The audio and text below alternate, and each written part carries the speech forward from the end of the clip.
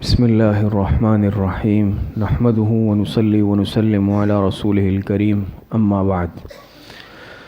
الحمدللہ، ہماری خوش قسمتی ہے اور ہمارے لیے آج بڑی سعادت کی بات ہے کہ ہمارے اکابرین بزرگ تشریف فرما ہے، اور آپ حضرات کو بھی یہ جان کر بڑی خوشی ہوگی کہ ہمارے درمیان ہمارے بزرگ حضرت مولانا قاضی محمد ہارون مینگل صاحب دامت برکاتہم العالیہ، جو محکمہ شرعیہ قلات کے قاضی ہے، نامور عالم دین اور قضاء اور تحکیم سے متعلق اس وقت ایک سند کی حیثیت رکھتے ہیں، اور دارالعلوم کراچی کے ابتدائی فضلاء میں حضرت مفتی محمد رفیع عثمانی صاحب دامت برکاتہم اور حضرت مفتی محمد تقی عثمانی صاحب دامت برکاتہم کے رفقائے درس میں سے ہیں، سبق کے ساتھیوں میں بھی ہیں، اور حضرت مفتی محمد شفیع رحمۃ اللہ علیہ اور حضرت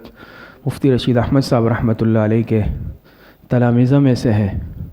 تشریف لائے ہیں انشاءاللہ حضرت قضاء اور تحکیم سے متعلق تعارف، تاریخ، اہمیت، انتہائی اہم بات فرمائیں گے، اور اسی طرح ہمارے دوسرے بزرگ انتہائی معزز مہمان حضرت مولانا مفتی عبدالباری صاحب دامت برکاتہم العالیہ بھی تشریف فرما ہے، اور حضرت کی شفقت سے ہی یہ ساری ترتیب بنی ہے، اور حضرت بھی انشاءاللہ ابتدا میں انتہائی قیمتی نصائح فرمائیں گے۔ جامعہ احسن العلوم کوئٹہ کے محتمم ہے، شیخ الحدیث ہے، اسی طرح کراچی میں بھی حضرت کا ادارہ ہے، اور ہر مہینے چند روز کے لیے تشریف لاتے ہیں، اور سعادت کی بات ہے کہ حضرت کے والد محترم بھی تشریف فرما ہے، تشریف لائے ہیں۔ میں اپنی طرف سے، اپنے ادارے کے اساتذہ، تمام طلباء کی طرف سے اپنے ان معزز مہمانان گرامی کا بہت شکریہ ادا کرتا ہوں۔ اللہ پاک ان حضرات کی عمر میں، علم میں، صحت میں برکتیں عطا فرمائے، ان حضرات کا سایہ اللہ پاک تادیر ہم پر قائم رکھے۔ ابھی انشاءاللہ جو ہے مجلس شروع ہوگی۔ مختصر تلاوت کے لیے جو ہے میں حافظ صہیب سے عرض کروں گا، درخواست کروں گا کہ وہ چند آیتیں تلاوت کر کے مجلس کا آغاز فرما دیں۔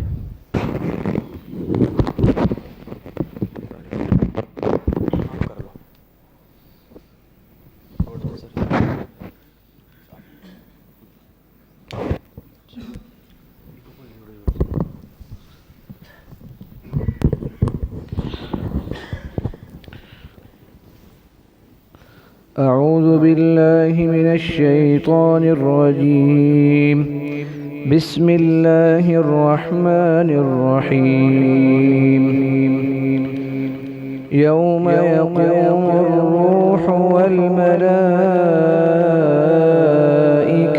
صفا لا يتكلمون إلا من أذن له الرحمن وقال صوابا. ذلك اليوم الحق فمن شاء اتخذ إلى ربه مآبا. إنا أنذرناكم عذابا قريبا. يوم ينظر المرء ما قدمت يداه. يوم ينظر المرء ما قدمت يداه ويقول الكافر يا ليتني كنت ترابا.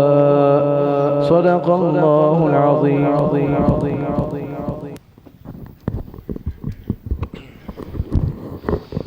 ابھی انشاءاللہ آپ حضرات کے سامنے ہمارے معزز مہمان، ہمارے بزرگ حضرت مولانا مفتی عبدالباری صاحب دامت برکاتہم العالیہ انشاءاللہ انتہائی قیمتی نصائح فرمائیں گے اور اہم گفتگو فرمائیں گے۔ تمام طلباء غور سے سنیں۔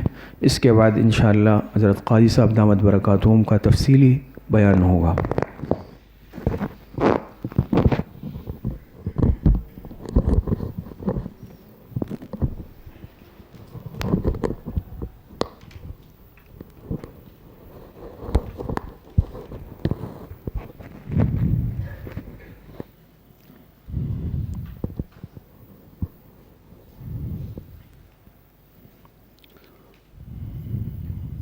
السلام علیکم ورحمۃ اللہ وبرکاتہ۔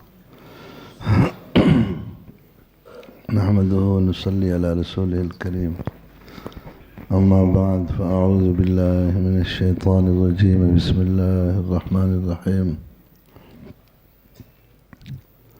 فلا وربك لا يؤمنون حتى يحكموك فيما شجر بينهم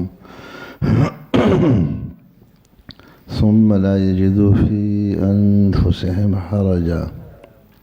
صدق اللہ العظیم و صدق رسولہ النبی الکریم۔ یہ ہمارے لیے بڑی سعادت کی بات ہے کہ ہم اس ادارے میں پہلی بار حاضر ہو سکے۔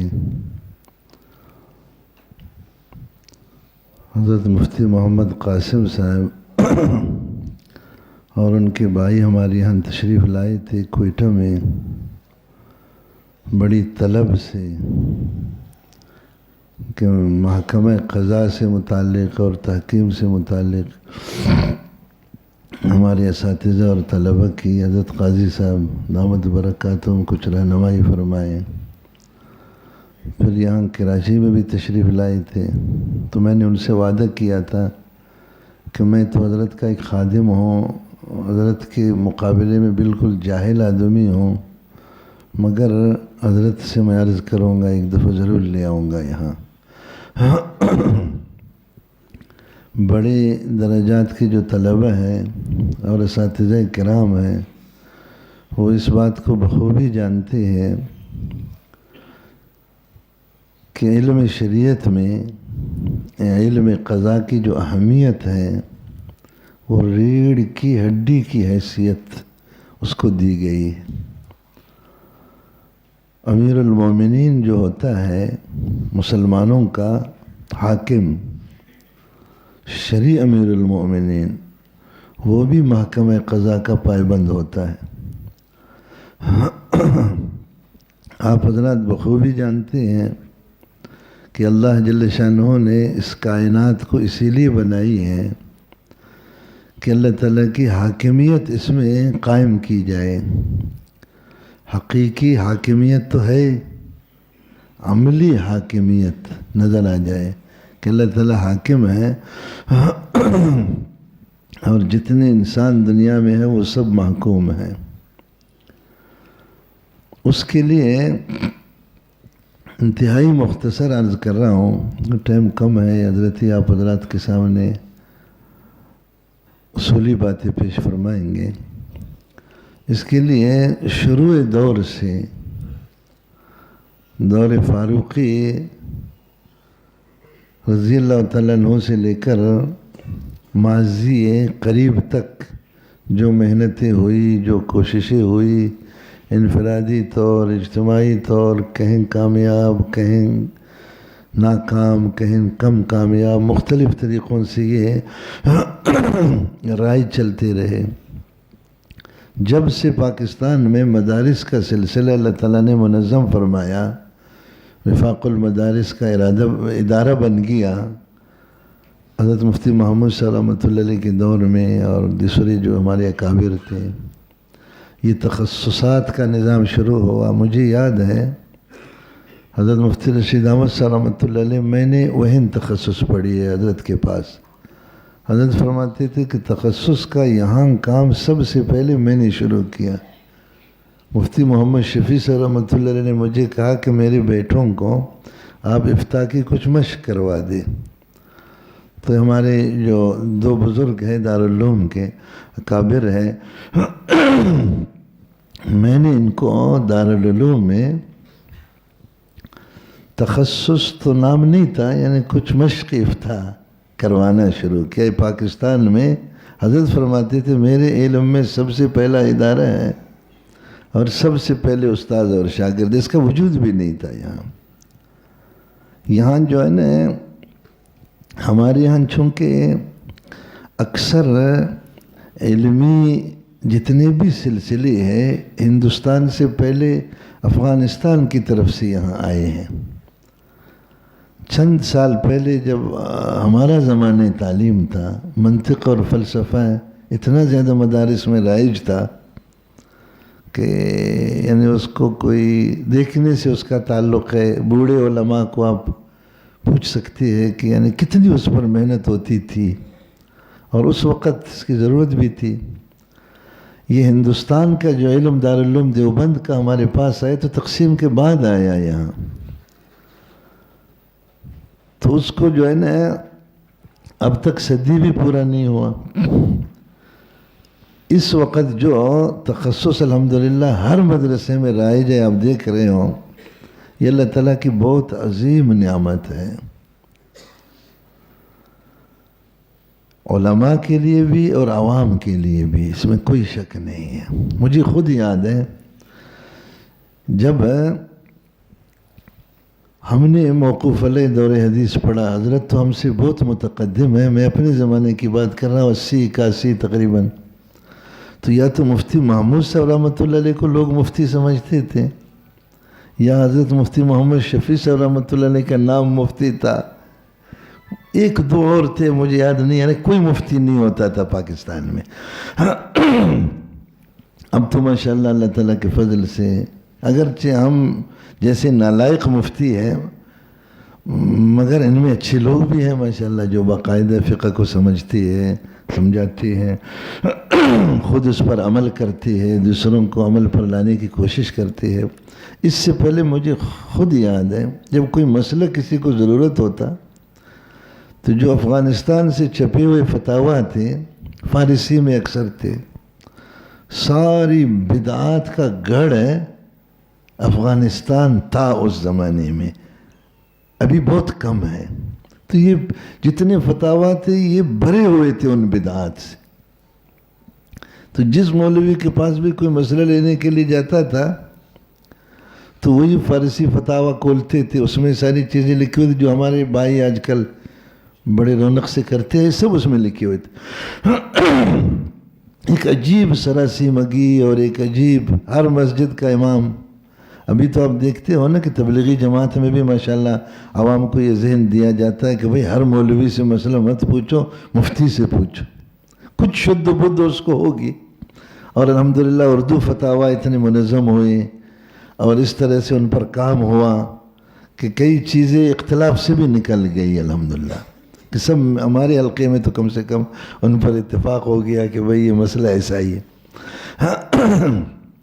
اس میں اساتذہ جانتے ہیں کہ افتاء اور قضاء یہ توامین ہے شروع سے. افتاء کا مطلب ہوتا ہے جائز ناجائز نجی طور پر فیما بینہ و بین اللہ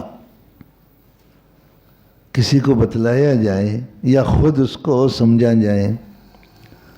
مفتی کے پاس نہ یہ اختیار ہوتا ہے نہ اس کی ذمہ داریوں میں ہے کہ اس کی تنفیذ کر دے. ثواب تو ہے، دین کا کام ہے، بہت بڑا کام ہے، حلال حرام ہی اصل دین ہے.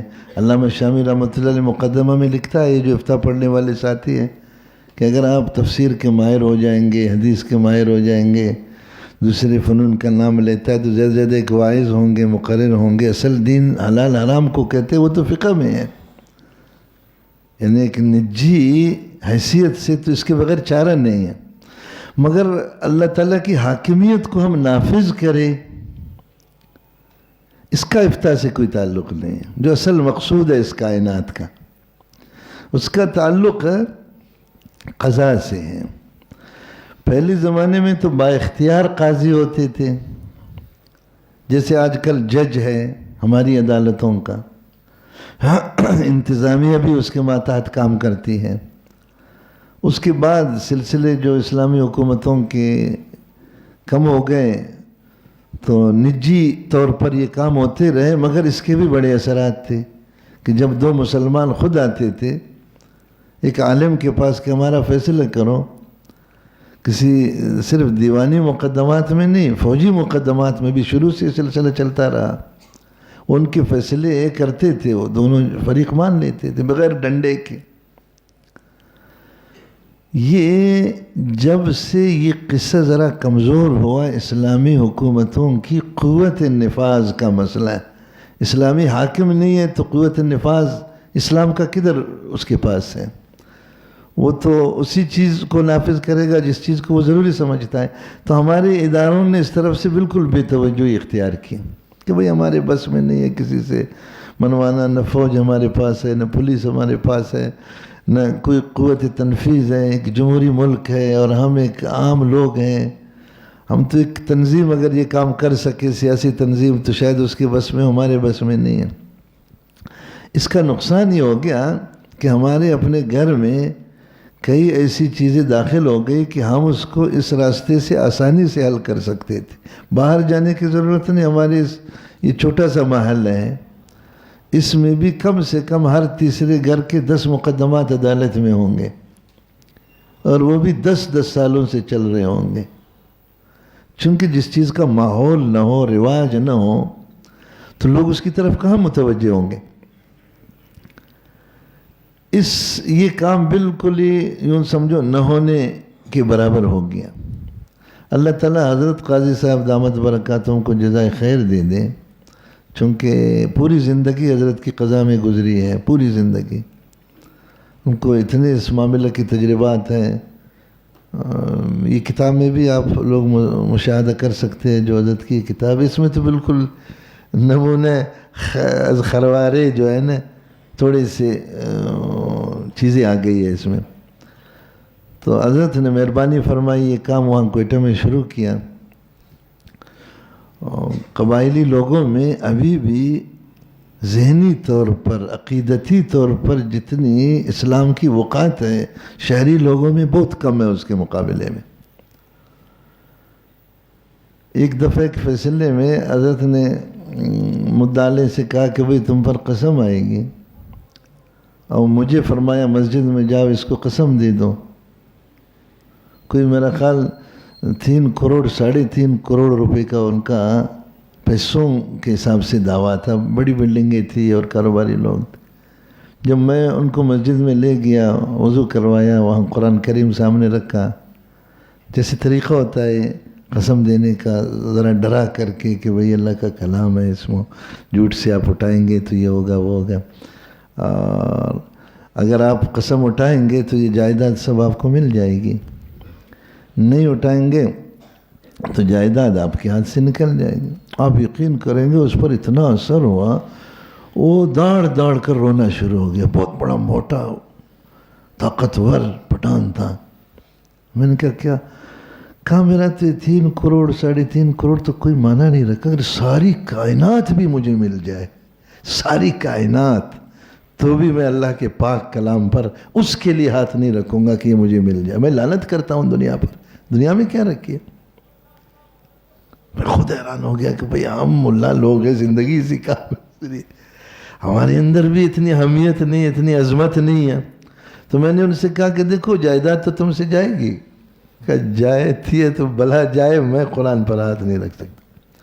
اور پھر جب اس کو میں نے لایا وہاں مجلس دعویٰ میں، حضرت بھی تشریف فرماتے، 2 بھائیوں کا جھگڑا تھا۔ اس نے اپنے بھائی سے کہا کہ دیکھو یہ 10 سال یا 15 سال میرے قبضے میں یہ جائیداد رہی، تم مجھ سے لے سکتے ہو اس کو؟ وہ بھائی نے کہا نہیں میرے بس میں نہیں ہے، میں آپ سے نہیں لے سکتا ہوں۔ کہا اب دیکھو یہ قرآن کی وجہ سے میں چھوڑ دیتا ہوں۔ یعنی عظمت کی بات ہے، محبت کی بات ہے۔ حالانکہ شہروں میں عدالتوں میں جاؤ، لوگ آپ کو وہاں ملیں گے، شہری لوگ پیسے لے کر جھوٹی قسمیں اٹھاتے ہیں، وہاں بہت سارے لوگ ملیں گے۔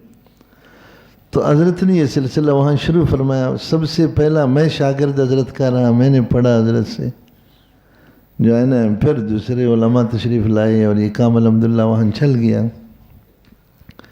تو اس میں ہر اتوار کو کبھی 2 کبھی 3 اس طرح کے فیصلے بھی ہوتے رہے، بڑے بڑے قتل کے مقدمات، بڑے بڑے یعنی لا ينحل مسائل۔ بعض دفعہ تو وہ عدالت والے بھی اپنے فیصلے بھیجتے رہے کہ بھئی یہ قرآن ہی منوا سکتا ہے، ان پٹھانوں کو ہمارے بس میں نہیں۔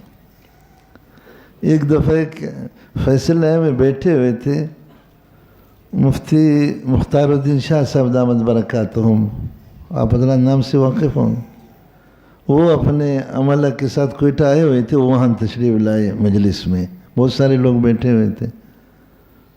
تو اس نے ایسے کسی سے پوچھا کہ تم ادھر کیوں آتے ہو یہ ملاؤں کے پاس، ان کے پاس تو کچھ بھی نہیں ہے، جو یہ نہ تمہیں منوا سکتے ہیں نہ کچھ کر سکتے ہیں، یہ تو بتا دیں گے، تم پر تسلیم نہیں کریں گے۔ ایک عامی آدمی تھا، اس سے انہوں نے پوچھا، سوال کیا، جس کو آج کل انٹرویو کہتے ہیں۔ انہوں نے کہا کہ دیکھو مولوی صاحب، صاف بات ہے، ہم نہ عدالت کو مانتا ہے، سمجھے نہیں سمجھے، نہ لڑائی سے ڈرتا ہے، نہ ہم اپنی ناک کاٹنے کے لیے پیسہ قبول کرتے۔ یہ قرآن کے سامنے ہم عاجز ہیں، ہمارا بس نہیں چلتا ہے، اس سے کوئی چارہ نہیں ہمارے پاس۔ مفتی صاحب وہاں رونا شروع ہو گیا، فرمایا واللہ یہ ایمان کہ اس کو یقین ہے کہ قرآن کے سامنے میں لاچار ہوں۔ مسلمان کو ایسے ہونا چاہیے۔ دیکھو ایک آدمی اگر نمازیں پڑھے قرآن کے کہنے پر، یا مدرسہ کے ماحول میں رہ کر ذکر کرے، تلاوت کرے، یہ بھی اچھی بات ہے، مگر یہ اتنا بڑا کمال نہیں ہے۔ ایک آدمی پوری زندگی دنیا کے گند میں، ظلمت میں مبتلا ہے، رات دن دنیا کا خرکار کا گدھا بنا ہوا ہے، اس کی زبان سے ایسی بات کا نکلنا، یہ تو بہت اندر کی ایک مایا کو ظاہر کرتی ہے کہ بھئی کتنا اس کے اندر جان ہے ماشاء اللہ۔ حضرت حکیم علامہ مولانا اشرف علی تھانوی رحمۃ اللہ نے لکھا ہے کہ قیامت کے دن بالکل عامی لوگ آئیں گے، بڑے بڑے علماء ان کے ایمان کے سامنے یوں شرمندہ کھڑے ہو جائیں گے۔ ان کے اندر جو سادہ قوت ایمانی ہوگی، بلا دلیل کے حقیقی جو قوت ایمانی ہوگی، ان عامی لوگوں کے سامنے بڑے بڑے بزرگ جو ہے نا ایسے شرمندہ ہوں کہ اللہ کیا طاقت ہے اس کے پاس۔ تو یہ اس پر میں نے عرض کیا نا کہ ہم نے چھوڑ دیا تھا تو یہ چیزیں رہ گئی تھی۔ اب جزی طور پر حضرت نے شروع فرمایا، پھر اس کے بعد دارالعلوم والوں نے بلوایا، وہاں دورہ قضا کروایا، جامعۃ الرشید والوں نے بلوایا، اشرف المدارس والوں نے بلوایا۔ اس طرح سے یہاں بہت منظم طریقے سے یہاں کراچی میں کئی دفعہ یہ دورے ہوئے، اور یہاں ہمارا چھوٹا سا ادارہ ہے تعلیم القرآن کے نام سے، حضرات تشریف بھی لائے ہیں، تو اس میں بھی دورہ قضا رکھا تھا، ادھر بھی بڑی تعداد علماء کی تشریف لائے۔ اور یہاں تو کراچی میں باقاعدہ کچھ عملی فیصلے بھی کروائے تھے جامعۃ الرشید والوں نے، حضرت کی موجودگی میں مدعی مدعلے بلوا کر ان سے فیصلے کروائے۔ تو اس کا نتیجہ ہو گیا کہ لوگوں میں اس کا شوق پیدا ہوا اور اس کا احساس پیدا ہوا، کئی لوگ اپنے اپنے علاقوں میں اس پر کام کرنا شروع ہو گئے۔ تو یہی مفتی ابو لبابہ صاحب کو اللہ تعالیٰ جزائے خیر دے دے، وہ ہمارے بہت گہرے دوست ہیں، انہوں نے یہ کیا کہ حضرت کے کچھ وہاں جو کوئی منظم طریقے سے یہ کام نہیں تھا، ایسی بس دیہاتی سسٹم سے کچھ چیزیں محفوظ، کچھ غیر محفوظ، کچھ لکھی ہوئی ہے کچھ نہیں لکھی ہوئی، ان میں سے کچھ کو چھان کر کے کتاب کی شکل دے دی انہوں نے، اور بھی مواد بہت زیادہ ہے، ہم تو چاہ رہے تھے وہ دوسری جلد بھی اس کی آنی چاہیے۔ تو یہ کتاب ذرا شائع ہو گئی تو پھر علماء کو اس طرف توجہ ہوئی، اس وجہ سے جو ہے نا یہ آپ کے حضرات بھی تشریف لائے، اور یہ جو کوشش اس وقت آپ کے لیے کر رہے آپ کے اساتذہ، یوں سمجھو توامین میں سے جو ایک نعمت سے ہم اب غیر شعوری طور سے محروم ہیں، اس کو جوڑنے کی کوشش کر رہے ہیں۔ اور میں بھی پوری زندگی مدرسے سے منسلک رہا ہوں، پیدا بھی مدرسے میں ہوئے، بڑے بھی مدرسے میں، بچپنے سے ہی زندگی ہے، مگر آپ حضرات اس کو یقیناً دیکھنے کے بعد سمجھیں گے کہ اس کام کا تعلق نہ کتاب پڑھنے سے زیادہ ہے نہ پڑھانے سے، تجربات اصل بنیاد ہے اس کی۔ وَاقْضَاهُمْ عَلِي رضی اللہ تعالیٰ عنہ کی وجہ آپ کو معلوم ہوگی جب آپ دیکھیں گے کہ وہی کام کیسے۔ حالانکہ حضرت صحابہ کرام رضی اللہ عنہ میں تو حضرت علی رضی اللہ عنہ سے بھی شیخین بڑے عالم تھے، مگر تجربہ جس کام کا ہوتا ہے نا، آپ کے فقہ میں نہیں لکھا ہے کہ امام ابو یوسف رحمۃ اللہ علیہ کے فیصلوں کو جو ہے نا، امام ابو حنیفہ رحمۃ اللہ علیہ کے فیصلوں پر بھی شہادات میں اور قضا کے معاملات میں ترجیح ہے، کیونکہ اس کو اس کا تجربہ ہے۔ تو مجھے خود کبھی اشکال ہوتا تھا، حضرت سے میں عرض کرتا تھا کہ کیسے مدعی ہے یہ، کیسا ہم جاہلوں کو تو مدعی مدعلے کا بھی پتہ نہیں چلتا ہے. اب تجربہ کریں. دو آدمیوں نے ایک چیز کو پکڑا ہے، دونوں آ گئے، وہ کہتا ہے میرا، ہی کہتا ہے میرا. فیصلہ کیسے کریں گے؟ مدعی کون ہے، مدعلے کون؟ اور یہ تو بسم اللہ ہے. جب تک مدعی مدعلے کا پتہ نہیں چلے گا آگے تو کام چلے گا ہی نہیں. تو جب بسم اللہ اتنا مشکل ہے تو پھر آگے تو اور اس میں عجیب عجیب اشکالات ہیں. مگر چونکہ حضرت کی زندگی کا تجربہ تھا تو ماشاءاللہ 2 چٹکی میں اس کو حل فرماتے تھے کہ بھئی یہ ہے وہ ہے. جیسے ایک کمپاؤنڈر ہوتا ہے، ایک MBBS ڈاکٹر ہوتا ہے، اس کے تجربات، علم بھی زیادہ ہے، تجربہ بھی زیادہ ہے، اس لیے وہ مسائل کو زیادہ سلجھا سکتا ہے.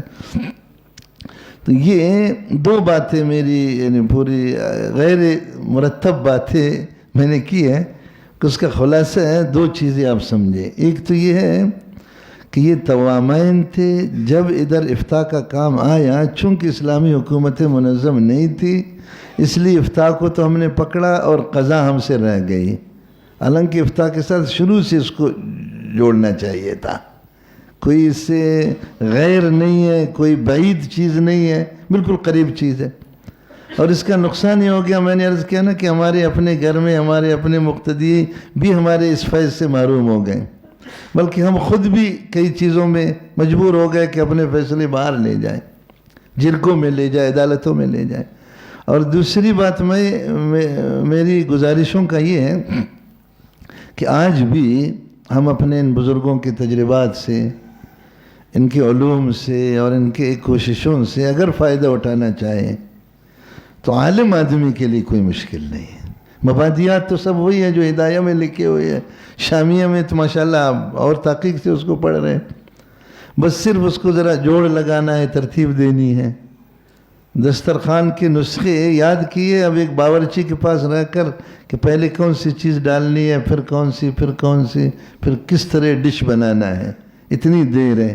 اگر نسخہ ہی یاد نہ ہوتا ہے، نسخہ کے اجزاء نہ ہوتے تو بڑی پریشانی ہوتی نا. تو تیسری بات یہ ہے کہ آپ حضرات میں کہ اگر دلی شوق اس حد تک ہوگا کہ حضرت قاضی صاحب کے دل میں اللہ تعالیٰ ڈال دے گا تو انشاءاللہ وہ کبھی بھی، آج نہ تو کسی اور موقع میں، میرا خیال ہے 3 دن بہت ہیں. 3 دن میں بھی یہ تخصص کے ساتھی جو ہے نا، یہ تو آپ ہمیشہ پڑھتے ہیں، پڑھاتے ہیں، تجربہ رکھتے ہیں.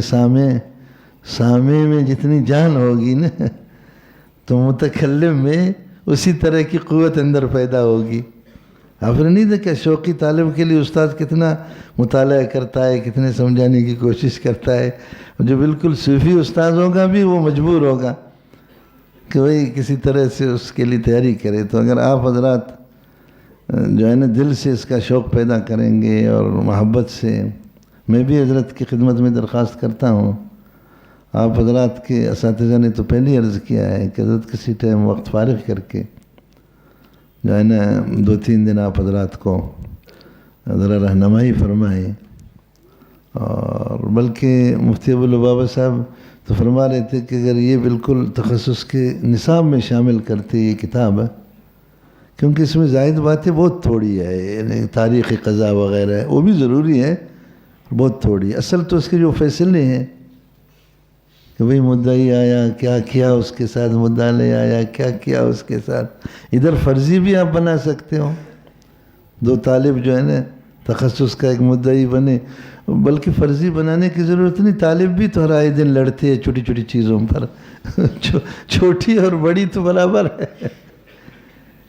اور اللہ کرے ہمارا یہ مزاج ہو. دیکھو ہمارے بزرگوں کا مزاج تھا کہ قدم اٹھانے سے پہلے جائز ہے یا ناجائز ہے. یہ ایک وراثت سے ہمارے اکابر نے ہمیں منتقل کیا، اگرچہ نالائقی سے ہم کرنے کے بعد سوچتے ہیں. آپ حضرات تو ماشاءاللہ مجھ سے زیادہ ہی، نئی جو نسل ہے ماشاءاللہ معلومات ان کے بہت زیادہ ہے، پڑھائی بہت زیادہ ہے. سمجھے نہیں سمجھے؟ مجھے یاد ہے حضرت مفتی رشید احمد صاحب رحمۃ اللہ علیہ فرماتے تھے، ایک دفعہ سوچنے سے پہلے میں نے ایک حرکت کی. فرمایا میرا الحمدللہ زندگی کا معمول ہے، قدم اٹھانے سے پہلے 10 دفعہ سوچتا ہوں یہ قدم جائز ہے یا ناجائز. صرف ایک مسئلے پر کہ قد قامت الصلاۃ 2 سانس میں ہے یا 1 سانس میں. پورے کراچی کے کتب خانے ہم نے جو ہے نا صاف کیے تھے. آپ کا نیو ٹاون، دارالعلوم، جدھر بھی سنتے تھے کچھ کتابیں ہے حضرت بھیجتے تھے وہاں کہ 1 سانس میں ہے یا 2 سانس میں. پھر دارالعلوم دیوبند استفتاء بھیجا. حضرت مولانا ابرار الحق صاحب رحمۃ اللہ علیہ، ان کی یہاں ان کے کئی 100 کے حساب سے ہندوستان میں ادارے تھے حضرت کے. 250 اداروں کے مہتمم تھے. ان میں بڑے ادارے بھی تھے. میرا خیال ہے کوئی 2-3 مہینہ تو لگا تھا. جو اتنا قرید کرے ایسی بظاہر ہمارے لیے چھوٹی چیز ہے نا.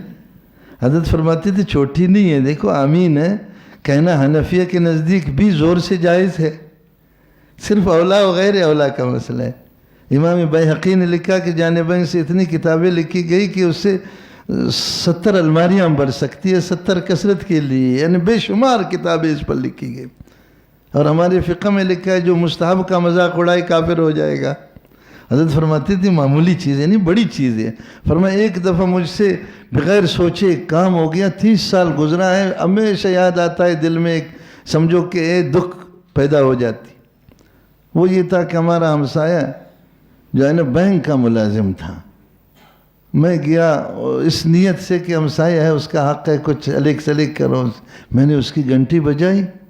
گھنٹی بجانے کے بعد احساس ہوا کہ یار یہ تو بینک کے پیسوں سے ہے، بینک کی ملازمت تو جائز نہیں ہے. آپ کیوں پہلے نہیں سوچا؟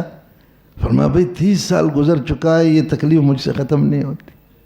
دیکھو ہمارے اکابر میں اتنا اہتمام تھا اس کا. کسی بھی چیز کے بارے میں کہتے تھے فرماتے استفتاء کرو، استفتاء کرو بھائی جائز ہے تو کریں گے. نہیں ہے صرف استفتاء بھی نہیں، اولا کو معلوم کرو اولا کیا ہے، مسلمان کیسے ہونا چاہیے. اسی طرح ہی ہمارے جھگڑوں میں بھی یہی مزاج مدارس میں ہونا چاہیے. 2 طالبوں کا جھگڑا ہوا، کبھی دارالقضاء چلتے جو شریعت کا حکم ہے سرانکوں پر. ہم تو بکے ہوئے غلام ہیں.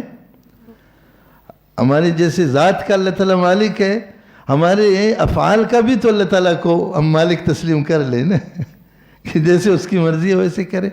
اس کا مزاج اگر اندر ہوگا اس کا اثر بستی والوں پر پڑے گا. بستی والے آپ سے فیصلے کریں گے، اس سے اگلے کریں گے، اس سے اگلے. آپ یقین کرو کہ 4-4 5-5 قتل کے مقدمات کا بھی حضرت نے فیصلہ فرمایا. حالانکہ آپ کو پتہ ہے کہ فوجداری مقدمات کے لیے کتنے پیسے خرچ کرنے ہوتے ہیں، کتنی ذلت عدالتوں کی اٹھانی پڑتی، پھر بھی لوگ ایک دوسرے کو مارتے. ظاہر ہے ادھر تو وہ سمجھتے ہیں کہ قانون ہے، ادھر سمجھتے ہیں ایمان کا مسئلہ ہے. یار ایمان جائے گا ہمارا. تو یہ اس لیے عرض کیا تھوڑی سی بات کہ آپ حضرات اس کے شوق سے اس کو جو ہے نا حاصل کرنے کی کوشش کریں. اس کے لیے جو ہے نا دل سے دعا بھی کریں. اور بلکہ ہمارے اکابر تو کہتے ہیں کوئی بھی علم حاصل کرے اس میں اپنی نیت کرے کہ میں اپنے عمل کے لیے اس کو حاصل کروں گا، کہ میں خود عمل کروں اس پر. پھر وہ علم آدمی کو فائدہ دے گا. اگر یہ نیت ہو کہ دوسروں کے فیصلے کرتا رہوں گا تو وہ جو ہے نا خود عمل نہیں کرے گا، دوسروں کا فیصلہ کرے گا، اس میں برکت نہیں ہوگی. یہاں کلفٹن میں بھی ایک یہاں جو دورہ پڑا تھا حضرت نے پڑھایا تھا یہاں کس میں تعلیم القرآن جو فقیرہ گوٹ میں ہے. تو کلفٹن کے ایک مدرسہ ہے، وہ نام میں بھول رہا ہوں، وہ حضرات بھی یہاں تشریف لائے تھے.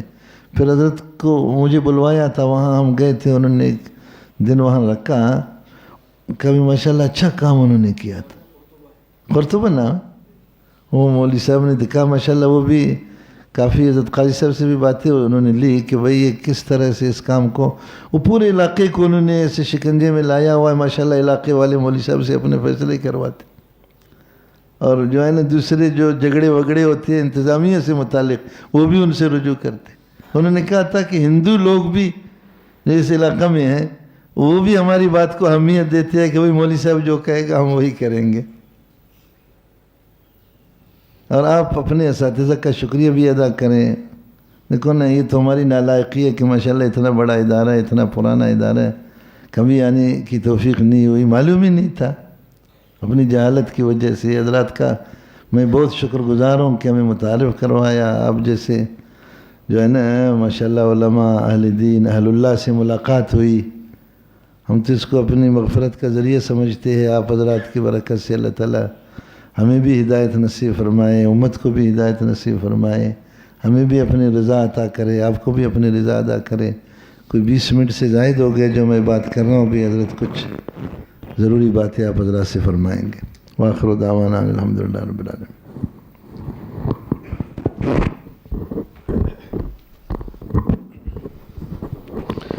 الحمدللہ حضرت مفتی صاحب دامت برکاتہم نے انتہائی قیمتی گفتگو آپ حضرات کے سامنے, ہم سب کے سامنے فرمائی. اللہ پاک حضرت کو جزائے خیر عطا فرمائیں. اب انشاءاللہ حضرت قاضی صاحب دامت برکاتہم العالیہ انتہائی اہم گفتگو آپ حضرات کی ہم سب کے سامنے فرمائیں گے, اور تمام طلباء اساتذہ سے میری درخواست ہے کہ انتہائی توجہ اور غور و فکر سے حضرت کی گفتگو کو سنیں.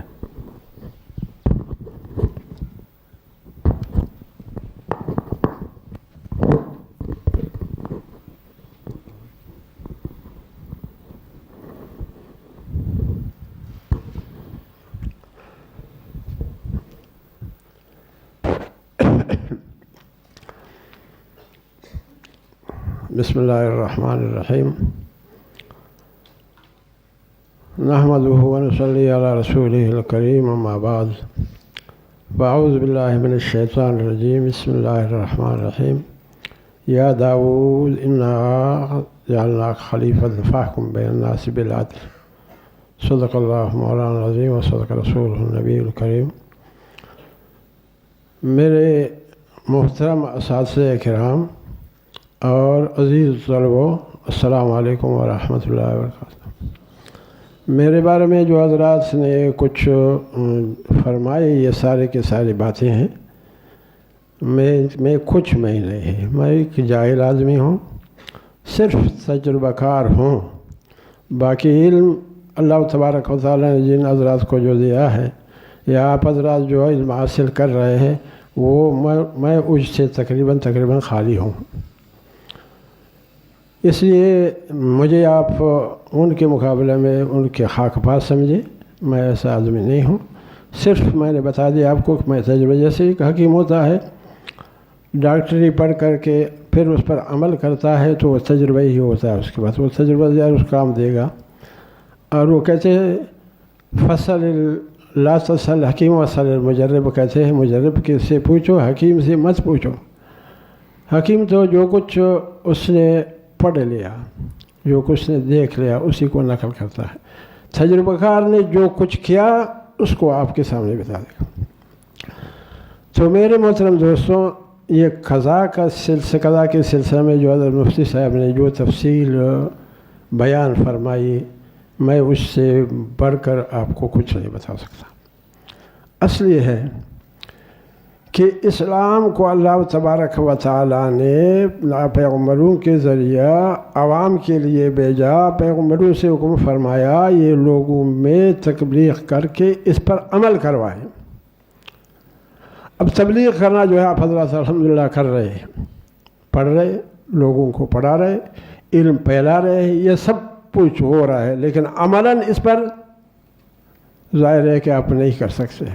عمل کے لیے بھی اللہ تبارک و تعالیٰ نے کچھ لوگوں کو فرمایا ہے. نبی کریم صلی اللہ علیہ وسلم خود پیغمبر بھی تھے, قاضی بھی تھے, خود احکامات تبلیغ وغیرہ سب کچھ کرتے, اور اس کے لوگوں کے سامنے اگر اس کے مسائل آ جاتے پھر ان کے فیصلہ کر کے پھر اس پر عمل بھی کراتے تھے لوگوں کو.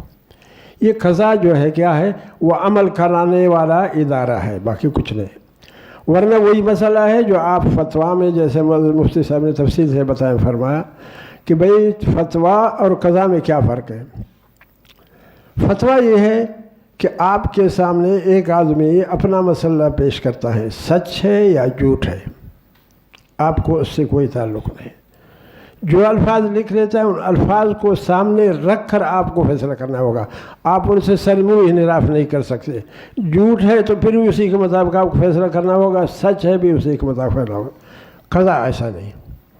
قضا اس کو کود کھرید کر کے نکال لیتا ہے اس کو کہ بھئی سچ کہاں ہے, آیا تمہاری باتوں میں سچائی ہے یا سچ جو ہے وہ ہے جس کو تم نے چھپا رکھا ہے. اس کو نکال کر کے آپ کے سامنے کر دے گا بھئی یہ چیز وہ نہیں ہے، یہ ہے اصل میں قضا اسی کا نام ہے. اس کو عملی طور پر نکال کر کے آپ کے سامنے پھر اس کو فیصلہ کراتا ہے، اس پر عمل کراتا ہے کس طرح ہونا چاہیے. تو دیکھو اسلام میں جو پیغمبر آئے اللہ تبارک و تعالیٰ، جیسے حضرت داؤد علیہ السلام نے رفقت سے کہا داؤد انا جعلنا خلیفۃ فاحکم بین الناس بالعدل، انصاف کے ساتھ فیصلہ کرو. نبی کریم صلی اللہ علیہ وسلم کے بارے میں جیسے حضرت نے فرمایا آپ کے سامنے الا یؤمنون حتی یحکموک فیما شجر بینہم، کہتے جو کچھ ان کے درمیان فیصلہ جھگڑا ہوتا ہے وہ آپ کے سامنے آ جاتا ہے، وہ آپ کو حکم مقرر کر کے تسلیم کر دے، پھر اس کے بعد انکار ہی نہ کریں. اگر انہوں نے انکار کر لیا تو کافر ہو گئے. سمجھ رہے ہو نا؟ تو قضا جو ہے انہیں شرعی احکامات کے عملی طریقہ کو آپ کو بتائے گا. اسلام میں یہ دونوں ساتھ ساتھ چلتے تھے، حکومت بھی ساتھ تھی اور ساتھ ساتھ قضا بھی ساتھ. نبی کریم صلی اللہ علیہ وسلم نے اپنے صحابہ کرام کو جب مختلف جگہوں میں بھیج دیتے تھے تو ان کو ساتھ ساتھ قضا کے بارے میں بھی کہتے تھے. حضرت ابو موسیٰ شریک آپ کو سامنے ہے کہ نبی کریم صلی اللہ علیہ وسلم نے کہا فیما تقضی. اب وہاں جاتے ہیں، آپ کے سامنے لوگ آتے ہیں، اپنے مسائل پیش کرتے ہیں، تو کس پر کیسے کہتے ہیں؟ بکتاب اللہ، میں اللہ کی کتاب سے فیصلہ کروں، جو کچھ اللہ نے حکم فرمائے اسی کے مطابق میں کرتا ہوں. کیسے فَإِن لَمْ تَجِدْ فِيهَا، اگر تم نے اس میں نہیں پایا اس کو، یہ نہیں کہ اس میں نہیں ہے تو ہے لیکن تمہاری رسائی وہاں تک نہیں ہوئے، کیسے فَبِسُنَّةِ رسول اللہ صلی اللہ علیہ وسلم، میں پھر حضور صلی اللہ علیہ وسلم کے طریقے کے مطابق فیصلہ کروں گا، جس طرح حضور صلی اللہ علیہ وسلم نے فرمایا یا عملی صورت میں کیا، میں اسی کے مطابق فیصلہ کروں گا. کہتے ہیں اس میں اگر تمہیں نہیں ملا تو پھر کہتے اذن اجتہد، پھر میں کوشش کروں گا. اجتہاد جس کو آپ کہتے ہیں، اجتہاد کا معنی کیا ہے؟ کوشش کرنا. کہتے ہیں نبی کریم صلی اللہ علیہ وسلم نے باقاعدہ اس کے کندھے پر ہاتھ رکھ کر کے کہتے ہیں الحمدللہ، اللہ تبارک و تعالیٰ نے اپنے رسول کو اس کے قاصد کو اسی طرح ہدایت فرمائی جس طرح حضور صلی اللہ علیہ وسلم فرمایا. تو معلوم ہوا کہ قضا جو ہے اس کے ساتھ ہے. حضور صلی اللہ علیہ وسلم نے 2 آدمیوں کو بھیجا یمن کی طرف اور کہا ایک انتظامی آفیسر ہے اور ایک قضا کا ہے، اور دونوں آپس میں اتفاق سے فیصلہ کرو، جھگڑا مگڑا مت کیا کرو. تو میرے مطلب دوستوں، میرا مقصد یہ ہے کہ قضا بھی ایک شرعی یعنی ادارہ تھا، ایک شرعی حکم تھا جس کو ہمیں فرض کرنا تھا. جس طرح ہم نے حکومت کرنا جو ہے ہمارے لیے ذمہ داری تھی، اس کے ساتھ قضا ساتھ لازمی چیز تھا. ہم نے اس کو چھوڑ دیا اور عوام میں تو اسے چھوڑ دیا. اسے دیکھو نا 1400 تک جو یہاں ہمارے جو حضرات آئے تھے انہوں نے باقاعدہ پورے، جیسے میں نے اس میں جیسے مفتی صاحب نے فرمایا یہاں میں نے تھوڑا سا خاکہ ان کا نکال دیا کہ یہاں آیا انہوں نے آتے ہی قضا کو نافذ کر دیا انہوں نے. حتیٰ کہ انگریز جب آ گیا، انگریز نے دیکھا، اس میں میں نے لکھا ہے، آپ نے دیکھا پڑھا ہوگا، اگر نہیں پڑھا ہے تو حضرت سے آپ کو فرمائے ہوئے. تو انہوں نے کیا کر دیا کہ دیکھا کہ بھائی ہم جب تک اس قضا کو ختم نہیں کریں گے تو ہم ان کے علماء مسلمانوں کی محتاج ہو جائیں گے. تو انہوں نے پھر اس کو ختم کر کے اپنا نظام کا نافذ کر دیا. اور اب ہم جو ہے اسی نظام کو یہ رکھا ہے کہ گویا کہ یہ اللہ کی طرف سے ہمارے لیے وحی کی صورت میں، حالانکہ ایسا نہیں ہے. ہم نے اس کو چھوڑ دیا اور ہم نے چھوڑ دیا. پھر کیا کیا؟ ہم نے مدارس میں الحمدللہ دین کا تو کام بہت اچھا کر دیا. علم ہم نے محفوظ رکھا. یہ اللہ کی مہربانی ہے کہ اب تک ہمارے علاقوں میں علم محفوظ ہے. گو کہ اس وقت اغیار یا جو اسلام کے خلاف کوشش تو کر رہے ہیں کہ مدارس کو ختم کیا جائے، لیکن اللہ جب تک چاہے گا تو یہ مدارس ختم نہیں ہوں گے اور یہ سلسلہ چلتا رہے گا. اللہ تبارک و تعالیٰ کے لوگ کچھ ایسے ہوتے ہیں جیسے آپ نے دیکھا 70 سال تک روس نے جو ان ریاستوں پر قبضہ کیا، وہی بخارا وغیرہ جس کی بخاری شریف آپ پڑھتے وغیرہ کہاں کے تھے؟ انہی کے تھے. ان کو ایسا ختم کر دیا حتیٰ کہ قرآن مجید پڑھنے کی بھی اجازت نہیں ملے، لیکن لوگوں نے زیر خانوں کے اندر قرآن پڑھتے رہے اور اسلام کو وہاں باقاعدہ انہوں نے محفوظ رکھا. اب جو تھوڑی سی آزادی ان کو ملی ہے، وہ کہ بظاہر تو آزادی ہے لیکن پھر بھی روس کے محتاط ہیں. ان کو اتنی آزادی نہیں ملے کہ وہ اپنے شرعی احکامات کو نافذ کر سکیں. تو ہم نے کیا کر لیا، علم کو تو میں نے بتا دیا کہ ہم نے رکھا اپنے پاس، لیکن یہ نظام قضا کو ہم نے چھوڑ دیا۔ حالانکہ آپ پڑھتے ہیں فضائے میں بھی قضا کا ہے، شامی میں بھی قضا کے بارے میں ہے، جتنی فقہ کی کتابیں ہیں سب میں قضا کا باقاعدہ باب ہے، عنوان ہے، لیکن ہم پڑھتے تو ہیں اس کو، لیکن اگر آپ سے کوئی پوچھے بھائی دو آدمی کا فیصلہ کرو تو ہمیں کچھ نہیں، اسے ایک عملی صورت میں چھوڑ دیا اس کو۔ تو ہمارے بلوچستان میں الحمدللہ ایک تھوڑی سی یعنی قضا کے جو ہے ایک رسم و رواج تھوڑا سا رہ گیا تھا، اللہ تبارک و تعالیٰ نے ان کو اب تک باقی رکھا ہے۔ وہ کہ اس کو میں نے جیسے ابھی مفتی صاحب سے محسن صاحب سے عرض کیا تھا کہ اس وقت انہوں نے تقریباً اس کو ختم کر رہے ہیں، ختم کر چکے ہیں۔ تو آپ حضرات سے یہ گزارش ہے کہ لوگ آپ کے پاس مقدمات بطور قاضی نہیں لاتے ہیں، کیونکہ آپ کے پاس اختیار نہیں ہے۔ قاضی کس کو کہتے ہیں؟ جس کو حکومت کی طرف سے اختیار ہو، وہ قوت نافذہ اس کے پاس ہو، لوگوں کے فیصلہ کرے۔ اس کے لیے اب قضا کو ہم نے کیا کر دیا، قاضی کے نام سے بھی لوگوں میں نفرت پیدا ہو گئی۔ اب کیا کہتے ہیں، جج کہہ دو تو بڑے فخر سے آتا ہے جی میں جج ہوں، حالانکہ وہی قضا ہے۔ جس کو نکاح پڑھتی ہے، ہاں وہ تو ہے، وہ اس سلسلے کا میں عرض کر رہا ہوں کو میں بتا دوں گا آپ کو نکاح خواہ کیا ہوا تھا۔ ایک دفعہ ایسا ہوا کہ ضیاء الحق مرحوم نے یہی ارادہ کیا کہ میں پاکستان میں، پورے پاکستان میں محکمہ قضا یعنی قضا کا جو سلسلہ ہے یہ نافذ کر دوں گا۔ اس نے کیا کر دیا، سارے ہمارے جو صوبے ہیں سب سے تین آدمیوں کو منتخب کر کے طلب کر دیا اسلام آباد۔ ایک ڈپٹی کمشنر جو انتظامیہ کا سربراہ ہوتا ہے، ایک جج جو عدلیہ کا سربراہ ہوتا ہے، اور ایک سیکریٹری جو حکومت کا سربراہ ہوتا ہے۔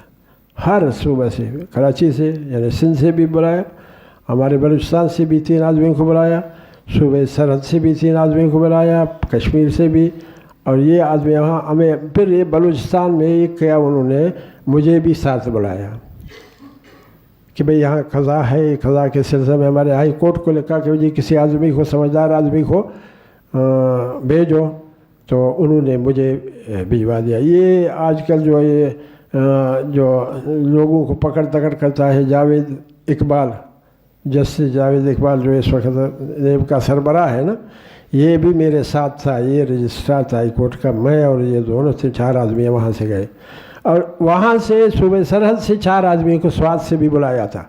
تو وہاں آیا ایک قاضی آیا، میں نے کہا تم کیسے قاضی ہو؟ کیسے نکاح پڑھتا ہوں، نکاح خوان ہو؟ میں نے کہا خوان کو کیسے ہیں؟ میں نکاح خوان ہے قاضی، اور کوئی قاضی نہیں ہے۔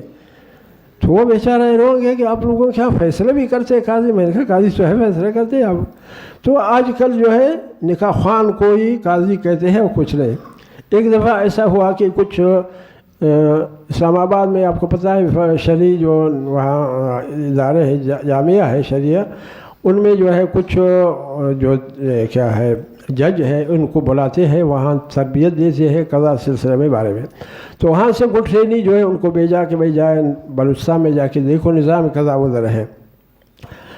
تو میرا نام چونکہ سن لیا تھا انہوں نے، تو میرے بارے میں بھی کہا تھا بھی وہ ادھر ہے، آپ چلے جائیں۔ ادھر آ گئے انہوں نے میرے پاس، وہاں آ گئے، ہم نے ان کو بلایا، چائے وغیرہ اس کے لیے بنایا تھا۔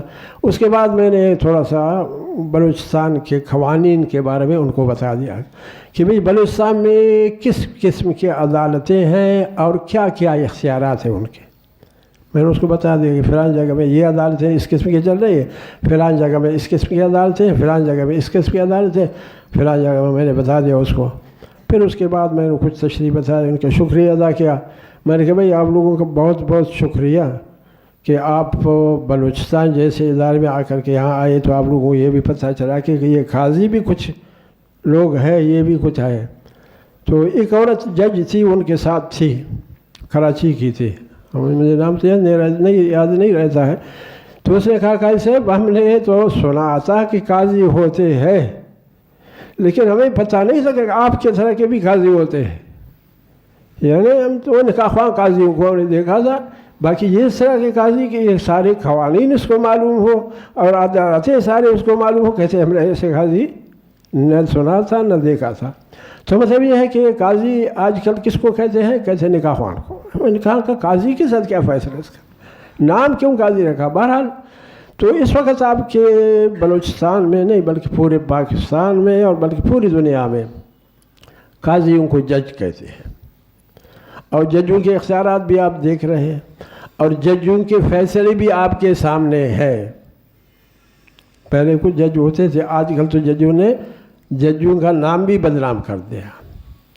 ایک جج فیصلہ کرتا ہے فلانی کو لے کر کے پھانسی پہ چڑھا دو، اگر نہیں ہے اس کے لاش کو 3 دن تک جو ہے اس پر لٹکا دو، ایسے کرو. اس کو دوسرا کہتا ہے جی اس نے تو اسلام کا نام بدنام کر لیا. تیسرا آتا ہے کہ جی وہ تو فارغ التحصیل ہے، بالکل اس کو تو گناہ ہی نہیں ہے، وہ بالکل پاک ہے.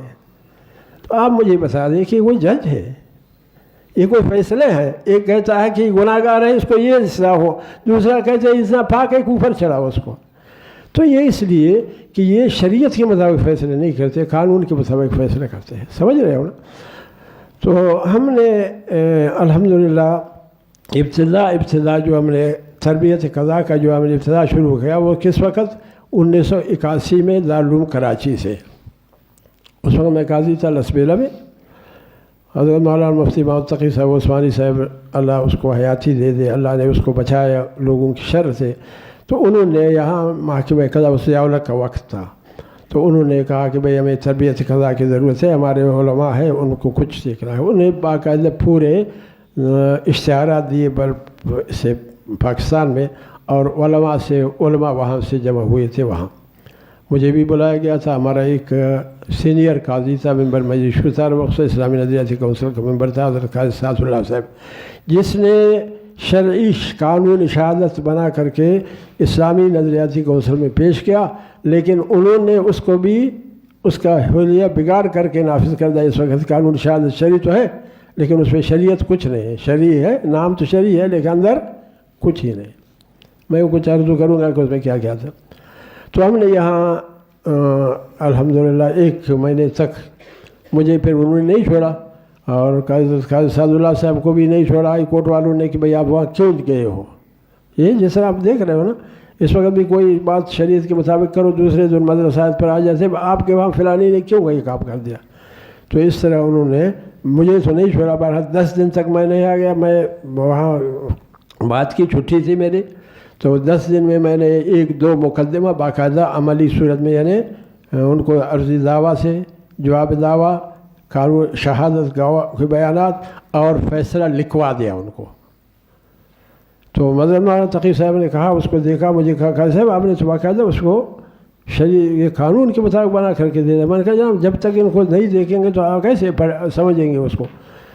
پھر ایک دفعہ اس میں ہمارا عبد البر، مجھے یاد ہے قاضی مفتی عبد البر صاحب ایک شاگرد تھا، اچھا لائق تھا، انگریزی بھی پڑھا ہوا تھا اور دارالعلوم میں میرے خیال میں پڑھ رہا تھا تخصص.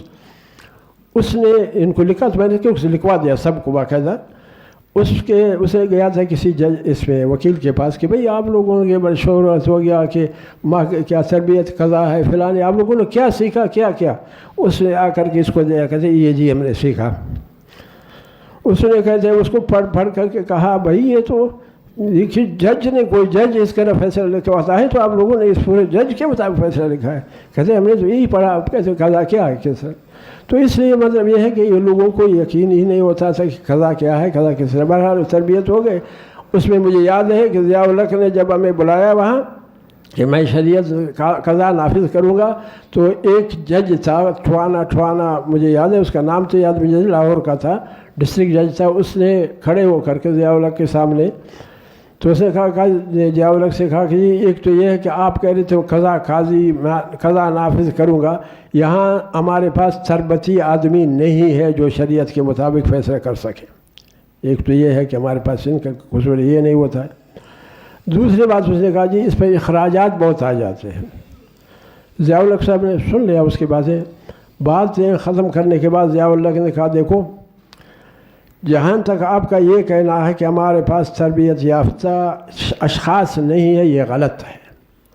مجھے یہ یاد ہے، میں تو حیران ہوں اس بندے خدا کو اس کو مجھے یاد تھی. اس نے کہا دیکھو इतने लोग दारुल कराची से तरबियत कज़ा हासिल करके, ये जो हमने सिखाया था, इतने लोग उधर से जो है फ़ारिग होते थे, वही है।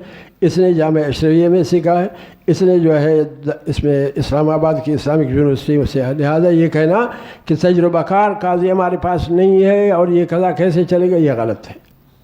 जहाँ साहब का दूसरा सवाल है कि इसके अखराजात कौन बर्दाश्त करेगा, कैसे अखराजात गवर्नमेंट हुकूमत बर्दाश्त करेगी, आपको क्या परेशानी। इन्होंने उसको बाकायदा जवाब दे दिया, हालांकि वो सर मुखालिफ थे, लेकिन बहरहाल ये मुसलमान चाहता था कि वो कज़ा हमने फिर उसको हमें बुलाया वहाँ बाकायदा। उसने कहा कि देखो काजी साहब को मैंने इसलिए बुलाया है कि इसको तजुर्बा हासिल है। इधर बिठा दिया, हम कहते इधर बैठो, कानून बना करके मुझे दे दो, मैं नाफिज कर दूँगा। जिससे दिन लगते हैं यहाँ का कहते काजी साहब हमारे साथ है, जाओ। हमने वहाँ जा कर के बाकायदा ये कानून बनाया। कानून बनाने के बाद उसको दे दिया। अब उसका कहना था ईद उल अज़हा जो है करीब आ गई थी, उसने कहा ईद के बाद जो है उच्च कमेटी मुकर्रर किए थे, कमेटियों के चेयरमैनों को भेजो। ये मैंने बता दिया कि जावेद इकबाल जो है मेरे साथ था, ये मेरे साथ होता था, ये बहुत बड़ा आदमी हो गया। उस वक्त तो मेरे तरफ देखता था कि भाई जो ये कहता है वही। अब आज तो मुझे सुनता ही भी नहीं कौन है, समझ रहे हो ना। तो ये चनांचे मेरे ख्याल सितंबर की बात थी, जिसमें ज़ियाउल हक का जो है उसको नफिज कर रहा था। उससे पहले जो है 17 किसमें था ना, उसका जो वाक़या हो गया ना, पहले को नाफिज करने वाला था, ये 17 को खुद चला गया। तो अल्लाह तबारक व तआला को मंजूर नहीं है, तो इस तरह नहीं होता है। मतलब ये है कि तरबियत क़ज़ा के सिलसिले में इब्तिदा वहाँ से शुरू हो गया। उसके बाद फिर मैंने शुरू कर दिया इसको। मैंने कहा कम से कम हमारे उलमा के सामने इस कदर मालूम हो कि क़ज़ा है क्या, या कोई मुकदमात होश या थे उनके ख़िलाफ़ अपने आए तो वो अपने दिफा किस तरह करें, ये होते क्या है। तो मैंने फिर ये सिलसिला शुरू किया। फिर उसके बाद जो है इसमें जामिया रशीद में कई मरतबा आप लोगों को पता हो गया, पूरे पाकिस्तान से सारे उलमा तकरीबन 49 आदमी थे। हर एक यानी बड़े बड़े इदारे के जो मुफ्ती साहिबान आए हुए थे, वहाँ भी हमने तकरीबन 1 महीने तक अल्हम्दुलिल्लाह जो कुछ हमें मालूम था इनको पता है। उसके बाद भी 2-3 मरतबा मुझे वहाँ हो गया। 1 महीने के लिए मुझे जामिया अशरफुल मदारिस में जो है से मौलाना हकीम मजहर साहब वालों ने बुलाया, वहाँ भी हमने ये तरबियत क़ज़ा किया। उसके बाद जो है एक दफ़ा इसमें लाहौर में भी बुलाया, जामिया अशरफिया में, वहाँ भी 1 हफ़्ते के लिए मैं और हमारे एक दूसरा काजी साहब अनवर साहब थे, उसको भी मैंने बुलाया, वहाँ गए थे।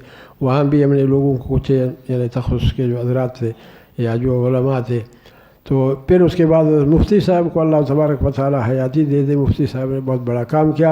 अपने मदरसे में इब्तिदाई तौर पर हुआ कि पहला सबसे पहला जो है दारुल क़ज़ा यानी क़ज़ा के तरबियत के लिए उन्होंने बाकायदा सालाना मुकम्मल 1 साल न 2 साल 3 साल तक इस तरह चलता रहा। और फिर वहाँ अमली सूरत में जो है महकमे था, ये जो आपके सामने इस्लाम का निज़ाम क़ज़ा, ये कोई किताब तो नहीं है, ये वही तजुर्बात थे। वो हमने वहाँ कुछ फ़ैसले किए या कुछ तालबाई को हम पढ़ाते थे उनको। फिर इन्होंने एक रसाला नाफिज किया था, उस रसाला जारी थे, उस रसाले में हमने कर दिया। तो उनकी कुछ चीज़ें यहाँ है, वरना ये कोई मुस्तकमल किताबी शक्ल में नहीं है। अब मैंने को थोड़ा सा एक और इसमें इजाफा किया है, लेकिन वो अब तक छपा नहीं। हमने क्या किया, मजल्ला के जो इब्तिदाई 100 जो दफ़ात है ना कवायद कुल्लिया, इनका मैंने तर्जुमा किया है। तर्जुमे के साथ कुछ मिसालें उनके साथ तशरीह के लिए कि भाई इस अगर ये मामला आ जाए तो किस तरह अमल किया जाए, इसके लिए क्या क्या अमल करना है, ये मैंने क्या है मुरतब तो किया है, अब तक छपा नहीं है। वैसे मेरे पास है, उसको मुमकिन है कि अल्लाह तबारक व तआला किसी को जिस तरह मतलब मुफ्ती ये मुफ्ती साहब की कोशिशों से जो है ये छप गया, और मौलाना मुफ्ती अबुल बाबा साहब के साथ। तो मकसद मेरी गुजारिश ये है कि क़ज़ा एक अहम चीज़ है। क़ज़ा न हो तो मैं तो ये कह रहा हूँ कि इस्लाम को नाफिज करने के लिए लोग जो है 2 किस्म के होते हैं जहाँ इस्लाम आप नाफिज करना चाहते हैं। एक तो बच्चे होते हैं कि अभी बढ़ रहे हैं बच्चे, इन पर आप इस्लाम उस वक्त नाफिज करोगे कि निज़ाम तालीम जो है इस्लाम के मुताबिक हो। ये पढ़ रहे हैं, छोटे बच्चे हैं, तो तालीम जब हासिल करेंगे इस्लामी अकायद के इस्लामी अहकामात को, तो फिर ये मुसलमान बन जाएंगे। दूसरा ये है कि मौजूदा जो बालिग़ लोग हैं उस पर इस्लाम नाफिज करोगे किस तरह, कहते ये अदालत के ज़रिए होगा। अदालत डंडा है, ज़बरदस्ती उन पर आएगा तो इस्लाम आ गया, वगरना ये इस पर जो है आप اور کسی صورت سے جو ہے اسلام نافذ نہیں کر سکو گے۔ تو عدالتیں اگر آپ کے قبضے میں آ جائیں، عدالت فیصلے آپ کے شریعت کے مطابق ہوں، تو آپ ان کو لوگوں پر نافذ کریں گے، اب لوگ خود بخود اسلام پر عمل کرتے چلے جائیں گے، مجبور ہے نا، کیونکہ ڈنڈا آپ کے پاس ہے۔ اب اس وقت آپ کے پاس نہیں ہے، یہ کس کے پاس؟ ججوں کے پاس ہے۔ اب جج یہ اسلام کے نام سے نفرت کرتے ہیں۔ ہمارے محکمہ قضا میں نے بتا دیا، ہمارے قضا جو ہے دو طرح سے چلتا تھا، ایک جو ہے ریاست سابقہ ریاست ہائے کلات بلوچستان کی BSU اس کو کہتے تھے نا، متحدہ بلوچستان کے ریاست، جیسے BSO اس پہ عربی ریاستیں ہیں نا، تو اس میں یہ BSU کہتے تھے، بلوچستان کے بلوچستان اسٹیٹ یونین۔ تو اس میں جو ہے قضا پرانے زمانے سے نصیر خان نوری ہمارے ایک بہت بڑا نیک عادل اور حکمران گزرا ہے، اس نے شریعت کو مکمل طور پر نافذ کیا تھا، اس کے زمانے سے چلا رہا ہے۔ پھر انہوں نے یہ کر دیا کہ اس میں اب صرف دیوانی مقدمات تک ان کو رکھا، ورنہ تو قاضی ہمارے جو خان صاحب تھے، خان احمد خان نے ایک دو مرتبہ باقاعدہ اعلان کیا کہ میں یہ چاہتا ہوں، جیسے اس میں میں نے اس کا حوالہ بھی یہاں دیا ہے، اسے کہا میں یہ چاہتا ہوں کہ میری زندگی میں حدود نافذ ہو، باقاعدہ تعزیرات اور حدود صابر نافذ ہو، عمل ہو، میں اس کو دیکھوں۔ لیکن کیا کر دیا انہوں نے؟ 55 میں جو ہے اس کو جا کر زبردستی، بلکہ 47 میں زبردستی جا کر کے اس کو اپنے پاس ضم نہیں کر دیا، الحاق کر دیا۔ اب الحاق کو ادغام سمجھ رہے ہیں، حالانکہ الحاق ہے، وہاں جو لکھا ہوا ہے جناح کے ساتھ جو معاہدہ ہوا ہے اس پر جو ان کے دونوں دستخط ہے، میرے پاس اس کی نقل ہے، اس میں الحاق کر دیا کہ پاکستان کے ساتھ ہم الحاق ہوتے ہیں۔ اب انہوں نے جا کر ادغام کر دیا اس کو، لیکن اب تک قضا کو انہوں نے کہا تھا ہمارے عدالتی نظام کو آپ چھیڑو گے نہیں، تو وہ نظام عدالتی آ رہا تھا۔ اب جو ہے ایک آدمی نے، ایک جج تھا پہلے، اور پھر وہ جج سے فارغ ہو گیا، تو ان کو ظاہر ہے کہ ان سے نفرت تھی قاضیوں سے، ان نے ایک دعویٰ دائر کر دیا اس میں ہائی کورٹ میں کہ اس کو ختم کیا جائے، اس کی کیا ضرورت ہے، اس میں کچھ ہی نہیں، یہ لوگ جانتے نہیں ہیں، جاہل ہے، ان کو قوانین کا کوئی علم نہیں ہے، لہٰذا اس کو ختم کیا جائے۔ لیکن ہائی کورٹ نے ڈبل بینچ نے فیصلہ دے دیا کہ آپ اس کو ختم نہیں کر سکتے، بلکہ یہ ایک کیا ہے، آئینی ادارہ ہے، تو یہ چلتا رہے گا۔ اب انہوں نے دیکھا کہ بھائی اس طرح تو یہ ختم نہیں ہو رہا ہے، کیا کر دیا؟ ایک ہمارا جج صاحب تھا، اب وہ چلا گیا اس دنیا سے، اللہ اس کو مغفرت نصیب کی، یقیناً مسلمان تو کہلاتا تھا، باقی اندرون جیسے بھی تھا، اس نے کیا کر دیا، قاضی کے قضا کے قابلیت کے لیے انہوں نے شرط لگائی کہ کسی مدرسہ سے درس نظامی کا فارغ التحصیل ہو، یا کسی یونیورسٹی سے LLB پڑھنے کے اس کا ڈگری کا حامل ہو۔ اب انہوں نے کیا کر دیا کہ جو امتحان لے رہے ہیں شریعت کے مطابق کچھ نہیں، اب انہوں نے صرف ضابطۂ دیوانی، ضابطۂ فوجداری یا دوسرے جو موجودہ ایکٹس قوانین ہیں ان سے امتحان لے رہے ہیں، تو ظاہر ہمارے مولوی صاحبان کو تو اس کا کوئی پتہ بھی نہیں ہے، تو اب سارے کے سارے وکیلوں کو قاضی رکھا گیا ہے، داڑھی مونڈے ہیں، اور کچھ عورتوں کو قاضی رکھا ہے، نام تو قاضی کا ہے، شریعت کو تو ظاہر ہے کہ وہ پڑھائی نہیں شریعت کا، وہ بھائی فیصلہ کر رہے ہیں، انہوں نے کہا ہے۔ ایک اور ہمارے بلوچستان میں نظام قضا چل رہا تھا، بھٹو صاحب نے، اللہ جس سے کام لیتا ہے تو کرتا ہے، جو وہ نہیں ہے کیسے، بھٹو صاحب نے اپنے دور میں 1976 میں ایک قانون نافذ کر دیا کہ جن جگہوں میں بلوچستان میں یہ علماء جو ممبر میں سے قومی اسمبلی اور ممبر صوبائی اسمبلی بن رہے ہیں، لوگ اسلام چاہتے ہیں، چلو میں اسلام کیا کرتا ہوں، نافذ کرتا ہوں شریعت کو، چلو شریعت نافذ کر دو، اور اس کو قاضی رکھو، اس کو فلان رکھو۔ یہ مولوی عصمت اللہ صاحب جو اس وقت آپ قومی اسمبلی کا ممبر ہے، اس کو قاضی رکھا گیا، دوسرے کو قاضی رکھا گیا اور نافذ کر دیا۔ یہ ٹرائبل ایریا میں قبائلی علاقہ جاتا ہے، تو یہ لیکن اختیارات کتنے تھے؟ 50,000 روپے تک سے قاضی کے۔ اس کے بعد ممبر مجلس شورا عدالت اپیل جو ہے اس کو اختیارات لامحدود تھے، وہی کر رہا تھا، بہرحال کچھ چل رہا تھا۔ لیکن اب اسی سال 2019 میں ہائی کورٹ نے کیا کر دیا، وہ حکومت نے ٹرائبل ایریا کی ٹرائبلی حیثیت کو ختم کر دیا، تو اس نے کہا کہ جی قاضی کو بھی برخاست کرو، قضا کی کیا ضرورت ہے، یہ تو ٹرائبل ایریا میں تھا، جب ٹرائبل ایریا ہی نہیں رہے تو قاضی کیوں ہے؟ انہوں نے ختم کر دیا، ان کا نام تبدیل کر کے سول جج رکھا۔ اب صرف کلات والے جو ہے قاضی رہتے ہیں، میں نے کہا نام کے قاضی ہیں، عملی صورت میں نہیں ہے۔ تو اس لیے اب شریعت کے مطابق فیصلہ کرنے کے لیے ایک طریقہ ہے، نظام قضا ہے تو تحکیم بھی ہے. اب تحکیم کے ذریعے آپ فیصلہ کر سکتے ہیں. باقی ایک صورت اور میری تجویز ہے، میں نے مختلف مدارس میں دارالعلوم کراچی میں بھی حضرت مولانا تقی صاحب سے بھی ایک گزارش کی تھی، اور وہاں مجھے رکھا گیا تھا کہ اس نے کہا بھائی آپ ان کی تربیت کریں ایک ہفتے کے لیے. تو میں نے ان سے علماء سے بھی گزارش کی، جامع رشید مولانا مفتی عبدالرحیم صاحب سے بھی میں نے گزارش کی، اور اس پہ لاہور میں نے وہاں حضرت عبید اللہ صاحب بیچارے معذور تھے بالکل، یہ جو اس کا والد بھائی ہے جو اس وقت جو محتوی مدرسہ، ان سے بھی میں نے گزارش کی. میں نے کہا بھائی ایک اور کام آپ لوگ کر دیں. کہتے کیا؟ میں نے کہا جو علماء آپ بطور تخصص یہاں مقرر کر کے پڑھاتے ہیں، ان میں سے کچھ لوگوں کو آپ مہربانی کر کے LLB کرا دیں. LLB کے لیے دیکھو نا، پہلے تو ہم تو لڑتے ہیں، ہمیں معلوم نہیں ہے کہ LLB کس طرح ہم کریں گے جب ہم نے پڑھا ہی نہیں. لیکن نہیں، یہ یاد رکھنا، جس نے پاکستان میں قوانین ہے، سپریم کورٹ کے نے فیصلہ کیا ہے کہ جو بھی قانون بنتا ہے اس کے ساتھ اردو ترجمہ فوری طور پر بن جائے، تو تمام کے اردو تراجم ہے. اور آپ کی کراچی میں جو ہے اردو لا یونیورسٹی بھی ہے، اردو میں پڑھاتے ہیں، اردو میں امتحان لیتے ہیں، سب کچھ ہوتا ہے.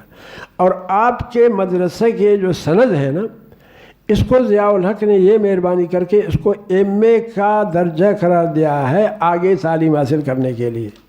لہذا آپ اپنے سند کے ذریعے وہاں داخلہ لے سکتے ہیں اور LLB کر سکتے ہیں. LLB کے بعد جو ہے آپ وکالت اور اس کے بعد جج بھی بن سکتے ہیں.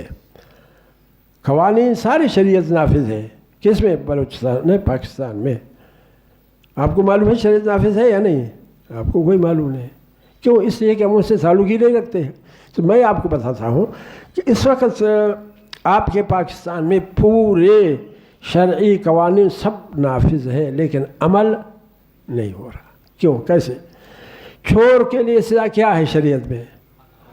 ہاتھ کاٹنا ہے. دوسری مرتبہ آ گیا تو پھر یہ نافذ ہے آپ کے قوانین میں، شریعت میں اس پر نافذ ہے. اور شرابی کے لیے سزا کیا ہے؟ یہ بھی آپ کے پاس نافذ ہے کہ اگر ثابت ہو تو اس کو بس ثابت ہو یا نہ جائے تو سارے کے سارے بغیر صورت. زنا کے لیے کیا ہے؟ سنگسار اور دھرے، یہ نافذ ہے آپ کے پاس. یعنی جتنے حدود نافذ ہے، یہ ضیاء الحق صاحب نے نافذ کر دیا، جس کو ہم گالی دے کر کے تکتے نہیں ہیں نا.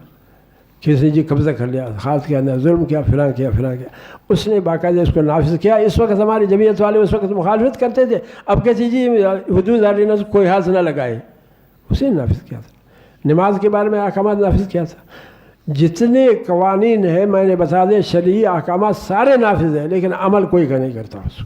آپ LLB پڑھ کے جج بنو گے، آپ کو تو قاضی تو نہیں بنائیں گے، جج، لیکن آپ اس کو نافذ کرو گے تو عمل ہوگا، شریعت ہوگی نافذ ہوگا. تو میری تحریک تو یہ ہے، میں کہتا ہوں کچھ لوگ ایسے ہو تخصص والے وہاں جا کر کے LLB کر لیں. ایک تو یہ ہے کہ جو جس طرح پہلے ہمارے علماء کیا ہوتی ہے، یہ ہمارے مفتی صاحب کے سامنے ہے، یہ پڑھ کر کے اس کے بعد کیا طب کیوں حاصل کیا؟ اس لیے کہ بھائی آمدن کے ذریعے جو آپ کے دنیا میں رہنے کے لیے آپ کو نہیں کچھ کھانے کی ضرورت ہے نا، تو انہوں نے یہ طب جو ہے پڑھاتے تھے. پہلے ہمارے 2 سال کے لیے طب پڑھاتے تھے دہلی میں، سارے کے سارے پڑھ کر کے آتے تھے. ہاں دہلی سے جو فارغ ہوتے تھے. تو یہ کس لیے کرتے تھے؟ اس لیے تو آپ کے ذریعے معاش اب اس وقت ہمارے پاس کوئی نہیں ہے. عالم یہاں سے فارغ ہو جاتے ہیں تو کہتے ہیں جی کسی مدرسہ میں ہمیں مدرس رکھا جائے، اگر نہیں ہے تو ایک مدرسہ بناؤ. مدرسے میں نہیں تو حیران ہے بھائی اس مدرسوں کے اس کے لیے کمائے کہاں سے، پھر بھیک مانگنا پڑتا ہے، مجبوری ہے کچھ کام کرنے. تو اس کے علاوہ ہمارے لیے کوئی ذریعہ نہیں معیشت کا. تو اس معاش کا جو ذریعہ آپ کے لیے بن جائے گا، آپ وکیل بنو گے تو وکیل میں آپ کو وکالت میں فیس لگے گا. یہ ضروری نہیں کہ آپ غلط مقدمات لے لیں، صحیح مقدمات آپ لے لیں. میں بھی اس وقت وکالت کر رہا ہوں، ہائی کورٹ میں وکالت کر رہا ہوں. اب ظاہر ہے کہ میں اسی داڑھی کے ساتھ اسی لباس میں جاتا ہوں وہاں وکالت. مفتی صاحب کو پتہ ہے، مفتی صاحب نے خود اس کے بھی مقدمات میں نے چلا، دوسروں کے بھی کام ہو رہے ہیں، چل رہے ہیں، اور الحمدللہ ذریعے معیشت بھی ہے، معاش بھی ہے. تو آپ اگر جب فارغ ہو جاؤ گے تو اگر وکیل بن جاؤ گے 2 سال کے لیے، اس کے بعد جو ہے آپ کو جج بھی رکھ سکتے ہیں. پھر جب آپ جج بنو گے نا تو تنخواہیں آپ کے لاکھوں کے حساب سے آئیں گے. ایک جج جو ابتدا میں لگتا ہے تو کم از کم 1 لاکھ روپये اس کے تنخواہ ہوتا ہے. جب یہ ذرا آگے جاتا ہے 2 لاکھ 3 لاکھ 4 لاکھ. اس وقت جو ہے آپ کے سیشن جج جس کو کہتے ہو، ڈسٹرکٹ جج کہتے ہو، یہ 5-6 لاکھ لیتے ہیں. ہائی کورٹ والے تو 10 لاکھ سے اوپر لیتے ہیں اس کے. تو یہ हमारे पास हमारे मौलवी की भी कितना है तनख्वाह मुझे बता दो। जहाँ किसी मदरसे में जाओगे 5,000 से बड़ी मुश्किल से 5,000 या 10,000, बहुत ज़्यादा हो जी, बहुत 10,000 रुपये। एक दफ़ा हम गए थे, हमारे एक मुफ्ती साहब, उसका नाम नहीं लेता हूँ इस वक्त, बड़ा अच्छा मुफ्ती हमारे उसमें, तो हमारे मेरा एक साथ था काजी साहब दूसरा, वो भी दारुल उलूम का फारग तहसील था।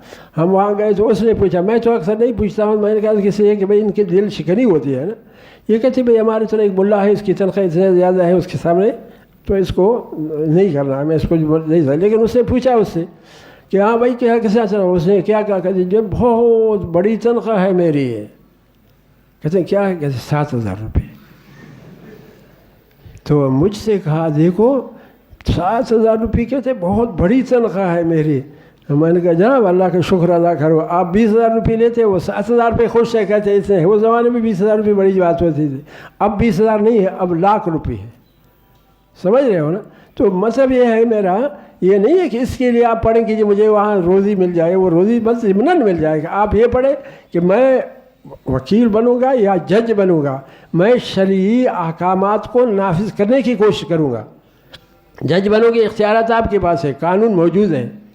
मैंने कहा कानून मौजूद है आपके सामने, जो कोई आपको हर का ये देखा आपने अभी जो पढ़ लिया, गलत फैसला दे दिया, लेकिन वो फैसला को लोगों ने यानी बड़े लोगों ने तारीफ़ की कि जी को अच्छा हो गया से ये इसके ज़ालिम आदमी था, खिलाफ कानून होगा, तो उसको जो है सज़ा सुनाई कि भाई इसको फांसी पे लटकाओ, अगर ख़ुद ये पहले से मर जाए तो लाश को लटका दो। शरीयत के मुताबिक तो नहीं फैसला, लेकिन फैसला सुनाया ना, तो कौन है उसको रोक सकता। अब हाई कोर्ट ने क्या कर दिया, हमारी अदालतों के इसलिए गए, तो अदालतों में आप देखो क्या है हमारा अदालत, हाई कोर्ट ने इसको ख़त्म कर दिया। भाई आपको किसने इख्तियार दिया है, और आपको तो मालूम नहीं है कि हाई कोर्ट का इख्तियार कहीं क्यों नहीं है। इसलिए कि इस कानून को जो बनाया गया है, इसमें जो जज फैसला करता है वो हाई कोर्ट के दायरे इख्तियार में नहीं आता है, सुप्रीम कोर्ट में इसको जाना पड़ता है। तो लिहाजा हाई कोर्ट ने जो इसको ख़त्म किया वो भी गलत, गैर इख्तियारी तौर पर ख़त्म, वो ख़त्म कर नहीं सकता है। अब यहाँ वालों ने जाकर सुप्रीम कोर्ट में अपील किया है। लेकिन बहरहाल इसलिए मैं कह रहा हूँ कि अदालतों को जो इख्तियारात है उस पर कोई कदगन नहीं लगा था। आप शरीयत के मुताबिक अमल करें, कानून है, हम इस शरीयत के मुताबिक अमल नहीं कर रहे। क्यों? इसलिए कि रिजाल खार नहीं है, छलाने वाले शरीयत के मुताबिक अमल करने के ख्वाहान नहीं है। क्या आपका जज ये चाहता है कि किसी शराबी को दुर्रा लग जाए?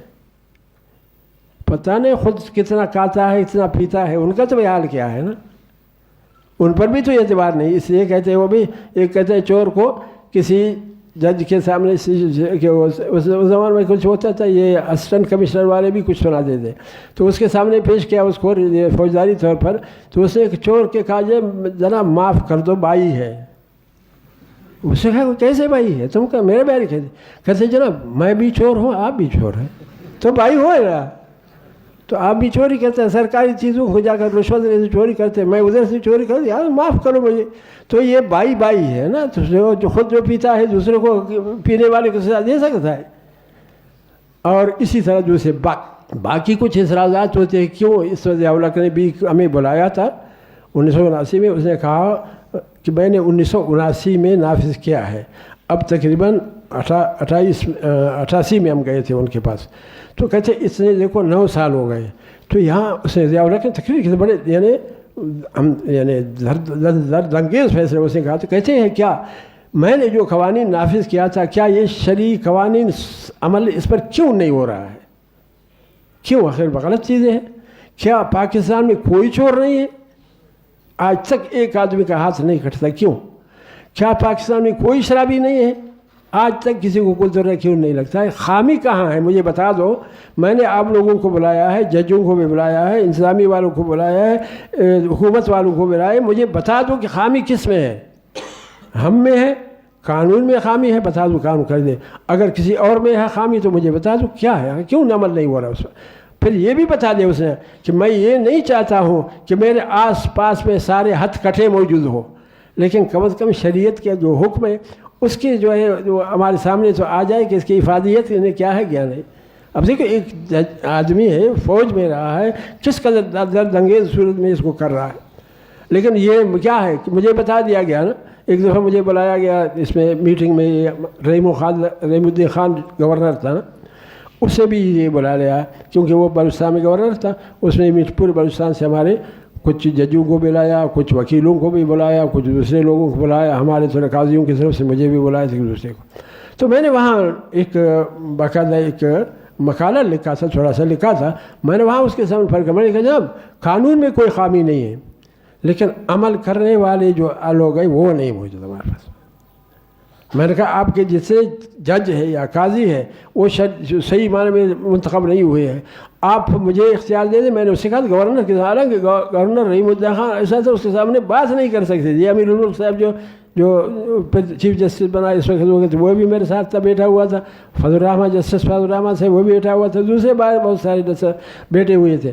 तो वो डर रहे थे कि इसके सामने को। मैंने कहा जनाब मुझे छोड़ो, आप फिक्र न करें, मैं उनसे बात कर रहा हूँ। मैंने कहा जनाब आप कहते हैं कि काजी अच्छे नहीं मिल रहे हैं, जज अच्छे नहीं मिल रहे, इसलिए कि आपका तरीक़ा इंतखाब गलत है। मैंने कहा आप इंतखाब कर रहे हो काजियों का, किसी काजी को बिठाया वहाँ आलिम को कि भाई ये आदमी कैसा काजी है, ये काजी बन सकता है कि नहीं बन सकता, ये जज किसी को बिठाया आपने। मैंने कहा जब वो नहीं बिठाते तो जाहिर है कि गलत आदमी को जो उसको पता ही नहीं होता वो लेते हैं, ये होता है। तो लिहाजा ये खामी मैंने कहा जज्जों में इंतखाब में है।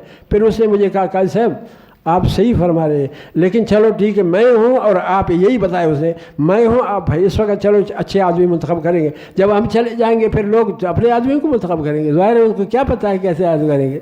तो इसको इख्तियार मैंने कहा नहीं जरा मैं ये नहीं कहता हूँ, मैंने कहा इख्तियार वही है जिसके पास देना है उसको दे दो, लेकिन किसी आलिम को सब्जेक्ट में जो माहिर होता है उसको बिठा दो, उसके बाद मुंतखब कर दो। तो मेरा मकसद ये है कि कवानीन सारे नाफिज हैं, अमल नहीं हो रहा है। अब अमल नहीं हो रहा है तो उसके लिए वही तरीका है कि आदमी नहीं है जो अमल करने वाले, इसको अमल करा दें। इसके लिए अब आपके पास इस वक्त चूँकि कुछ नहीं, आप दुआ तो करें, मुमकिन है अल्लाह तबारक व तआला ज़ियाउल जैसे आदमी किसी और को ले आए। अब यहाँ हमारे वज़ीर आज़म साहब तो कहता है कि रियासत मदीना, पता नहीं रियासत मदीना को समझाने वाले उसको कौन होते हैं, किस तरह कहते हैं। कहता तो अच्छा है, बातें तो अच्छी हैं, लेकिन क्या है हकीकतन वो अल्लाह बेहतर जाते हैं उसके दिल में है या सिर्फ ज़ुबानी है।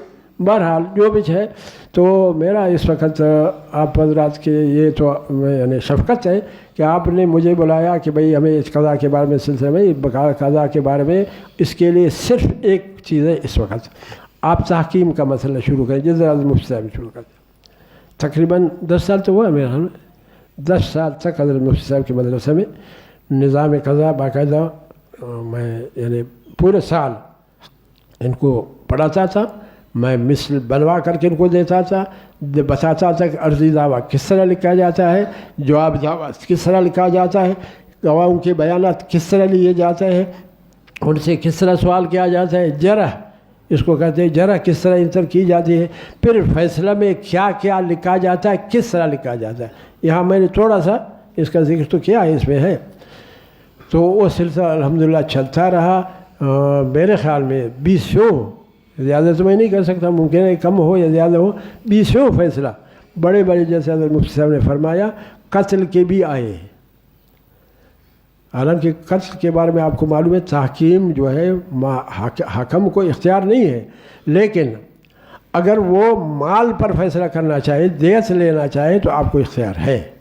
इसमें मैंने तहकीम के बारे में लिखा है थोड़ा सा, इसमें ये चीज़ भी मैंने वजाहत की है कि भाई आप सज़ा तो तहकीम के ज़रिए नहीं दे सकते, ये हुक्म नहीं दे सकते इस पर किसास वाजिब है ना।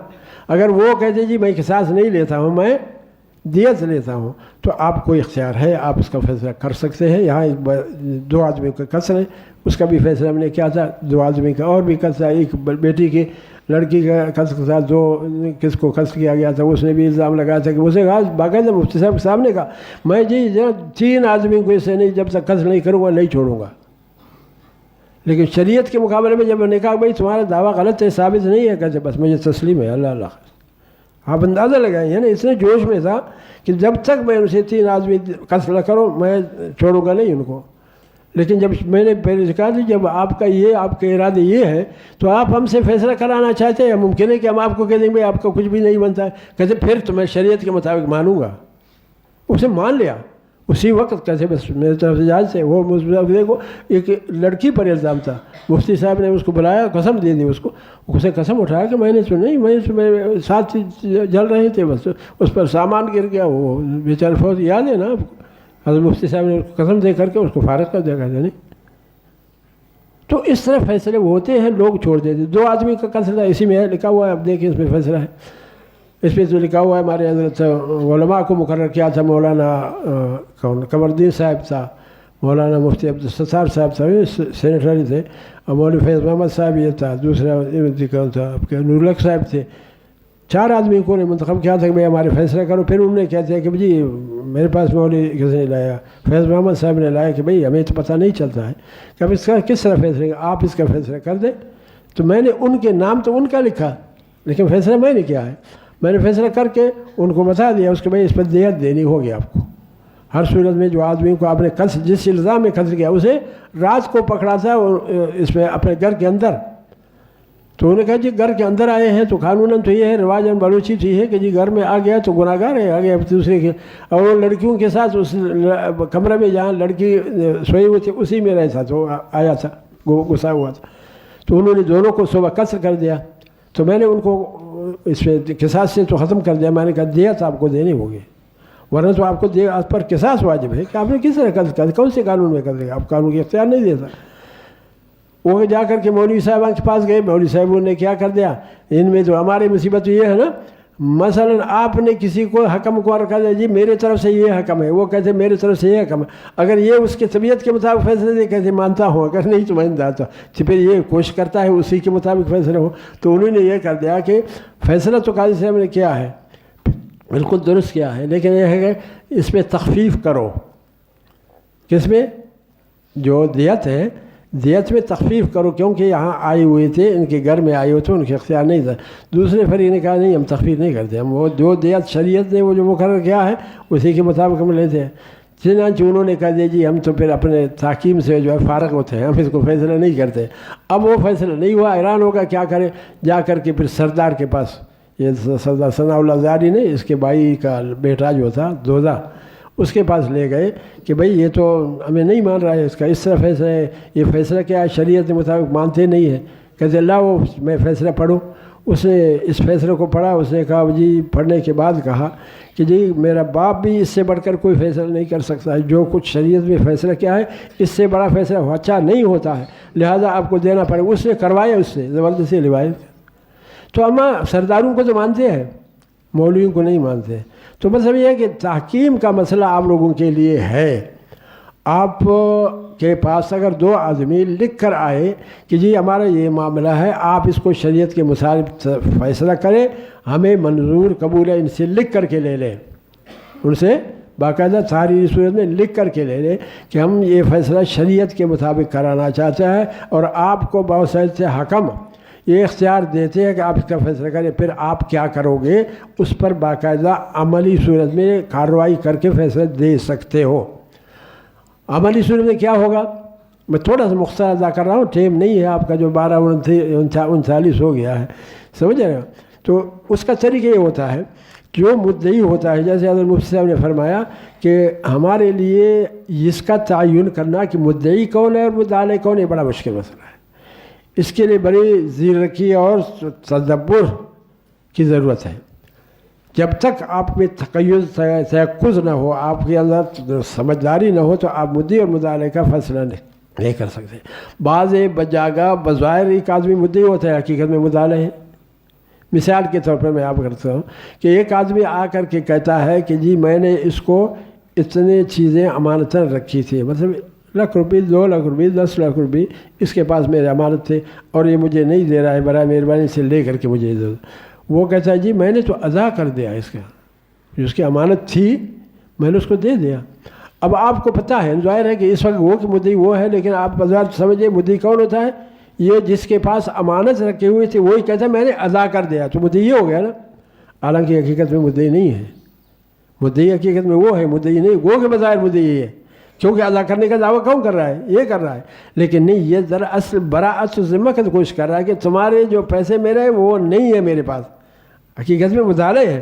اب اس کو سمجھنے کے لیے جس قدر بھی کوشش کرو, آپ تو کہتے کہ بھائی بظاہر مدعی ہے, کیونکہ اسے اس کے رد میں تو ایک مدعی کر کے بیان کر دیا, لیکن حقیقت میں یہ مدعی نہیں ہوتا ہے. یہ اس میں اپنے کو بری ذمہ قرار لینے کے لیے الٹا اس پر وہ کرتا ہے نا. समझ रहे हो ना।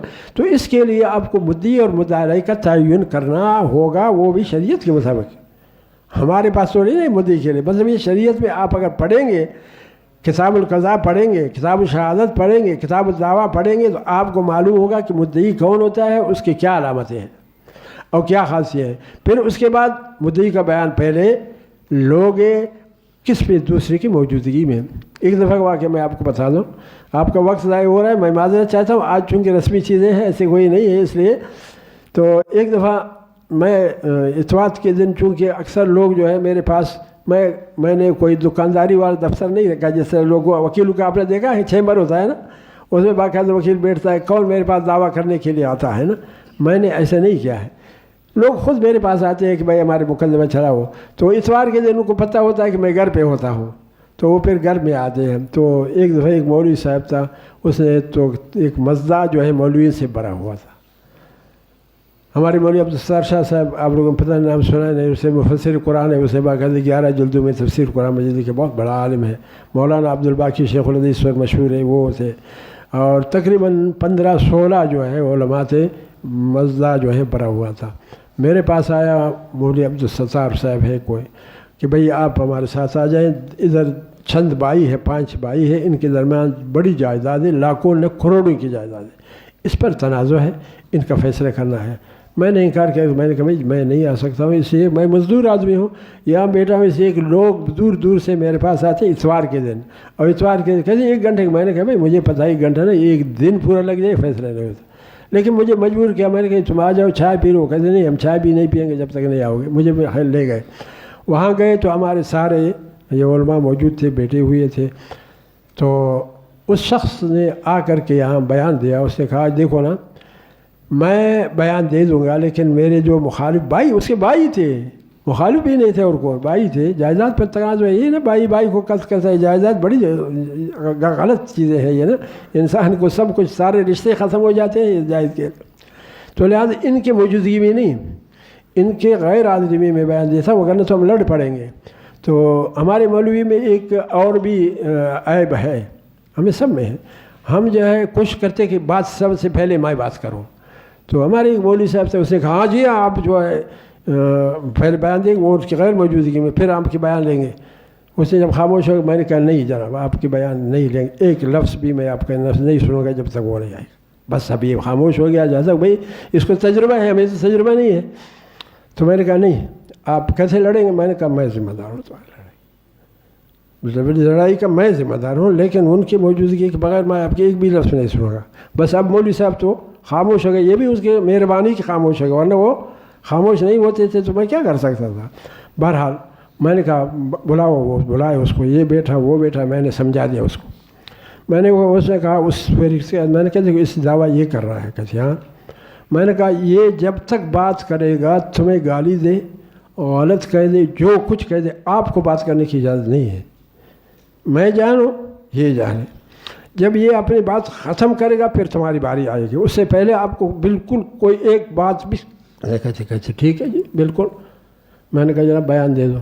शाह साहब अब्दुल सत्तार शाह साहब, मैंने इससे कह दिया बस ये इनकी मेहरबानी हजरात की, वरना तो मैं इनके मुकाबले में तो कोई आलिम नहीं था। मैंने उसे कहा आप, मैं आपको बता दूँ आप लिखते जाए।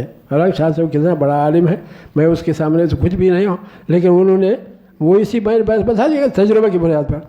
तो मैं उसको बताता रहा, वो उस बयान लेता, मैं उसको लिखवाता रहा। लिख करके सुबह वो बिल्कुल खामोश रहा। मैंने कहा और कोई बात है? कहते नहीं। मैंने कहा लड़े आप? कहते नहीं। मैंने कहा फिर से आप कहते थे जी इसके सामने होगा तो हम लड़ाई करेंगे, तो आप लड़े तो नहीं ना, कुछ भी नहीं हुआ, कुछ पता है नहीं? कहते नहीं। मैंने कहा ये बातें कुछ भी नहीं? कहते नहीं। उससे दस्तखत ले ली। मैंने कहा चलो ठीक। अब उसके मैंने इससे कह दिया कि अब वो जो कुछ कहेगा तुम्हें भी बात करने की इजाज़त नहीं होगी। ये भी खामोश रहा, ज़ाहिर है क्योंकि इंसान समझदार तो होते हैं, समझते हैं बात को ना। तो उससे बात कर दिया, उसके बाद जो है ये ख़त्म हो गया। तो मैंने कहा अब मैं फ़ैसला करूँगा, आप लोगों को कोई इख्तियार नहीं होगा। कहते नहीं। मैंने शाह साहब को ले लिया वहाँ दूसरे कमरे में, मैंने शाह साहब को लिखवाता रहा, फैसला लिख करके तैयार करके इनको सुना दिया। उसी वक्त उनको बाकायदे आपस में मिलाया, सारी जायदाद का जो है मैंने फैसला करके उसको दे दिया उसे। तो लोग इस तरह शरीयत को मानते हैं, लेकिन ये इसको समझदारी की ज़रूरत है कि आप मुद्दई को पहले पहचान कि मुद्दई कौन होता है। پھر مدارے کو پہچانے کہ مدارے، پھر ان نکات کو منتخب کریں کہ ان کے جو ان کا دعویٰ ہے اس پر کس چیزوں پر ہے، ان میں کون سی جو مترادفی ہے۔ آج کل جو ہے اس کو کیا کہتے ہیں، تنقیحات کہتے ہیں اس کو۔ تنقیحات کا معنی آپ سمجھتے ما ینقح، وہ چیز جو قابل تفتیش ہے، قابل تصریح ہے۔ تو آپ کو ان کے بیانات سے وہ کیا ہوتا ہے، تنقیحات مقرر کریں۔ یہاں میں نے بھی لکھا ہے، آپ لوگوں نے پڑھا ہے نہیں پڑھا ہے پتہ نہیں، اس میں نے لکھا کہ تنقیحات کن چیزوں سے متعلق ہے۔ جب دو فریق آتے ہیں، کوئی چیز ایک فریق دعویٰ کرتا ہے، دوسرا اس سے انکار کرتا ہے، تو اس سے تنقیح قائم ہو جاتی ہے۔ مثلا ایک آدمی کہتا ہے جناب میں نے اس کو 10 لاکھ روپے قرض دیا تھا، اب یہ انکار کر رہا ہے، میرا قرضہ مجھے نہیں دے رہا ہے۔ یا یہ جائیداد جو ہے ہمارے سامنے، یہ جائیداد جو ہے ہمارے والد کی مسروقہ جائیداد ہے، ہم دو بھائی ہیں، نصف میں ہوں اقدار شریعت کے مطابق، نصف وہ ہے، یا اتنے بھائی اور اتنے بارے ہیں تو اس طرح شریعت کے مطابق، وہ دوسرا کہتے نہیں جی جائیداد اس کے نہیں، جائیداد میرے۔ اب آ گیا ایک تنقیح آ گیا، کیا یہ متضاویہ جائیداد جن کی تفصیل یہ ہے، یہ آیا ان کے والد کی متروکہ جائیداد ہے؟ ایک تنقیح قائم ہو گئی۔ اب ظاہر پھر آپ کو اس کو متعین کرنا ہوگا کہ اس تنقیح کو کون ثابت کرے گا۔ ظاہر جو اس کے یعنی متروکہ ہونے کا دعوے دار ہے وہی ثابت کرے گا نا، تو وہ مدعی بن جاتا ہے۔ مدعی کون ہوتا ہے؟ البینہ علی المدعی، بینہ کس پر ہوتا ہے؟ مدعی پر ہوتا ہے۔ تو ظاہر ہے اس کو ثابت کرنا، تو اب وہ اپنے گواہ لائے گا، اس کو ثابت کرے گا کہ یہ جائیداد ہمارے والد کی مسروقہ جائیداد ہے۔ جب یہ شریعت کے مطابق ثابت کرے گا تو ظاہر ہے آپ اس کے حق میں فیصلے کریں گے، اس کے قسم دینے کی ضرورت ہی نہیں پڑے گی۔ اگر ثابت نہیں کرے گا تو اس بات ہے میرے پاس کوئی جائز نہیں ہے، تو آپ مجبور ہیں اس قسم دو گے، اور کیا کرو گے اس کو۔ تو اس طرح آپ کو مدعی اور مدعی کا پہلے یہ کرنا ہے کہ مدعی کون ہے، مدعی کون ہے۔ مدعی کا بیان پہلے ہوگا لیکن دوسری کی موجودگی میں ہوگا، پھر وہ اس کا جو نکات اس نے اٹھایا ہے اس کا جواب جو ہے اس کے بیان میں آپ لوگے انہی چیزوں کو جن کو آپ تنقیح کہتے ہو، تو ان کا جواب لوگے۔ اس کے بعد اب ان تنقیحات کو جب قائم کرو گے نا، یعنی ان چیزوں کو جو مترادف ہیں ان کو جو ہے آپ متعین کرو گے، اب دیکھو گے کہ یہ کس کے ذمہ ہے۔ وہ میں نے بتا دیا کہ جب ایک چیز کو ایک مدعی دعویٰ کرے، مدعی انکار کرے، یا مدعی دعویٰ کرے، مدعی انکار کرے۔ مثلا یہ جائیداد میں نے کہا تھا کہ آپ کی پدری جائیداد ہے، ہم دونوں بھائی، اس نے کہا جی یہ جائیداد پدری جائیداد تھی، ہم نے تقسیم کیا آپس میں، اس کا حصہ علیحدہ اور میرا حصہ علیحدہ ہے۔ اب ظاہر ہے کہ پدری جائیداد غیر مترادف ہے، اب اس کو آپ یہ تنقیح قائم نہیں کرو گے کہ متضاویہ جائیداد جدی پدری جائیداد نہیں، اب یہ کرو گے کیا متضاویہ جدی پدری جائیداد یہ جن کی حدود ہے اس کو تقسیم کر کے ہر ایک نے اپنا حصہ علیحدہ کر لیا، تو اب اس وقت قائم کرنا کس کے ذمہ ہوگا؟ مدعی کے ذمہ ہوگا۔ تو ان چیزوں کو آپ جب منتخب کرو گے، پھر ان سے جو ہے ان کو ثابت کرنے کے لیے گواہ طلب کرو گے۔ شہادت کے لیے ضروری نہیں ہے کہ گواہ ہو، شہادت شخصی شہادت بھی ہو سکتی ہے، شہادت دستاویزی بھی شہادت ہو سکتی ہے، شہادت واقعاتی بھی شہادت ہو سکتی ہے، جو حالات کے مطابق ہوتے ہیں وہ شہادت آ جائے گی۔ آپ شہادت کو پھر پرکھو گے کہ جو شہادت موجود ہو گئی ہے یا آپ کے سامنے آ گئی ہے، آیا ان سے اس کا دعویٰ ثابت ہوتا ہے کہ نہیں ہوتا ہے۔ یعنی وہ شہادت کے لیے ضروری ہے کہ دعویٰ کے مطابق ہو، ٹھیک، ضروری ہے کہ متضاویہ جائیداد کا جس طرح تشریح اس کے دعویٰ میں یعنی اس کے حدود بیان کیے گئے یا اس کے نمبرات جو بیان کیے گئے اسی کے مطابق اسے شہادت دی ہے کہ نہیں۔ پھر شہادت ایک تو نہیں ہے نا، اس کے لیے نصاب شہادت موجود ہے۔ زنا کے لیے 4 گواہوں کی 4 عینی گواہوں کی ضرورت ہے، شریعت کے مطابق 4 عینی گواہ مرد ہو، اگر عورتیں ہو تو نہیں ہے۔ ایک دفعہ مجھے یاد ہے، چونکہ ہمارے قاضیوں کے وہ اختیارات جو ہیں وہ کیا ہوتے ہیں، فوجداری مقدمات کے نہیں ہیں، دیوانی مقدمات کی ہوتی ہے۔ دیوانی متعلقات کا مطلب کیا ہے؟ زر، زن، زمین جو معاملات ہیں ان چیز کے متعلق ہوتے ہیں۔ فوجداری مقدمات کس کو کہا جاتا ہے؟ جو جرائم ہیں جن کی سزائے شریعت میں تعزیر میں یا حدود کے طور سے مقرر ہے، اس کو فوجداری مقدمات کہتے ہیں۔ آج کل جرائم ہم کہتے ہیں، شریعت میں جرائم کہتے ہیں اس کو، मौजूदा वक्त कहते हैं उनको दीवानी मुकदमात, इनको फ़ौजदारी मुकदमात। फ़ौजदारी मुकदमात का मतलब ये है कि उनको सज़ा है, और फ़ौजदारी अदालतें भी मुख्तलिफ हैं। वो टाइम नहीं है, मैं आपको बता दूं कि दीवानी किस्म की क्या अदालतें पाकिस्तान में हैं, फ़ौजदारी किस्म की कितनी अदालतें पाकिस्तान है, उनके इख्तियारात क्या क्या है, ये तो बड़ा मौजूद है। इस बहरहाल मतलब मुख्तसर आप ये समझ लें। तो हमारे एक सेशन जज साहब था, उसने मुझे बुलाया, हालांकि उनके इख्तियार हमें बुलाने की ज़रूरत तो नहीं है, लेकिन बहरहाल कभी कभी पूछ लेते हैं ना, अच्छे दीनदार आदमी था। मुझे कहा काजी साहब ये एक औरत के ख़िलाफ़ मेरे सामने शहादत आ गई है, इस पर तो बाकायदा रज्म साबित है। मैंने कहा कैसे कैसे, मुझे बता दो हकीकत कैसे। कहते हैं कि एक आदमी ने आकर के कहा मैं बाहर गया हुआ था, वापस आ गया तो उसकी माँ जो है बेवा थी, तो मैंने देखा कि दरवाज़ा बंद है, तो दरवाज़ा के इससे शिगाफ, पुराने ज़माने में दरवाज़ा इससे होते थे, शिगाफें वगैरह होते थे, लकड़ियों से बने हुए थे। मैंने शिगाफ से देखा तो मेरे माँ के साथ एक आदमी जो है ये बदफेली कर रहा था। मैंने अपने बहन को बुलाया, उसने आकर के देखा, दूसरे बहन को बुलाया, 4 आदमी तकरीबन आ गए बुलाए। तो कैसे जनाब इस पर तो रज्म तो साबित है, तो इसको क्या करें, मैं रज्म करूँ उसको। मैंने कहा जनाब इस पर रज्म साबित नहीं है। कहते क्यों? मैंने कहा औरतें हैं, औरतों की शहादत से तो रज्म साबित नहीं हो सकते। कहते अच्छा, बस मेरे ज़हन में भी नहीं था। तो देखो ना, यानी किस कर रहा है ये चीज़ कि हालांकि 4 आदमी थे, ऐनी थे, उन्होंने देखा वो उसके ऊपर सवार है, बाकायदा उसके साथ ज़िना कर रहा है, लेकिन एक लड़का है, 3 जो है लड़कियां हैं। मैंने कहा जब लड़कियों से, औरतों की शहादत से जो है रज्म साबित, ये हुदूद साबित नहीं होते। तो वो बेचारा कहते कैसे अच्छा हो आपने बुझाया, मैं तो इसको सजा दे रहा था। तो उसने ना देखो ना, इन चीज़ को आपको देखना होता है कि गवाह इसकी तादाद क्या है, गवाह की अहलियत क्या है, और फिर गवाह के बयान में कौन सी चीज़ें ज़रूरी है। एक तो देखो मैंने बता दिया कि गवाह का बयान दावा के मुताबिक हो, एक, फिर गवाह कम से कम 2 हो। दीवानी मुकदमात में, फौजदारी मुकदमात में कहीं 4 है, कहीं 2 है, कहीं रिजाल है, कहीं औरतें हैं, ठीक। फिर इन गवाहों का बयान आपस में भी मुत्तहिद हो। अगर दावा के मुताबिक है का बयान, दूसरा बयान जो है इसके आपस में मुत्तहिद नहीं है, तो वो शहादत साबित नहीं होता।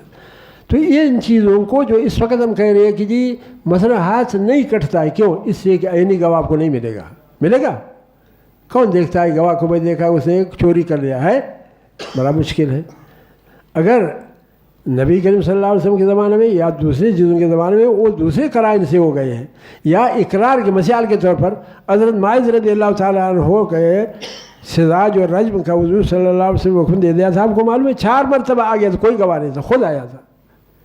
हुज़ूर सल्लल्लाहु अलैहि वसल्लम ने पेश हो गया, हुज़ूर मैंने ये गलती मुझसे हो गई, लिहाजा मुझे कर दो। हुज़ूर सल्लल्लाहु अलैहि वसल्लम अपना चेहरे इधर कैसे जाओ, वो गया उधर तक वापस आ गया, और दूसरी तरफ से हुज़ूर सल्लल्लाहु अलैहि वसल्लम, फिर हुज़ूर सल्लल्लाहु अलैहि वसल्लम ने मुँह मोड़ लिया। उसके बाद 4 मरतबा तक आ गया ना, इकरार कर लिया। अब हुज़ूर सल्लल्लाहु अलैहि वसल्लम ने कहा भाई ये तुम पागल तो नहीं है?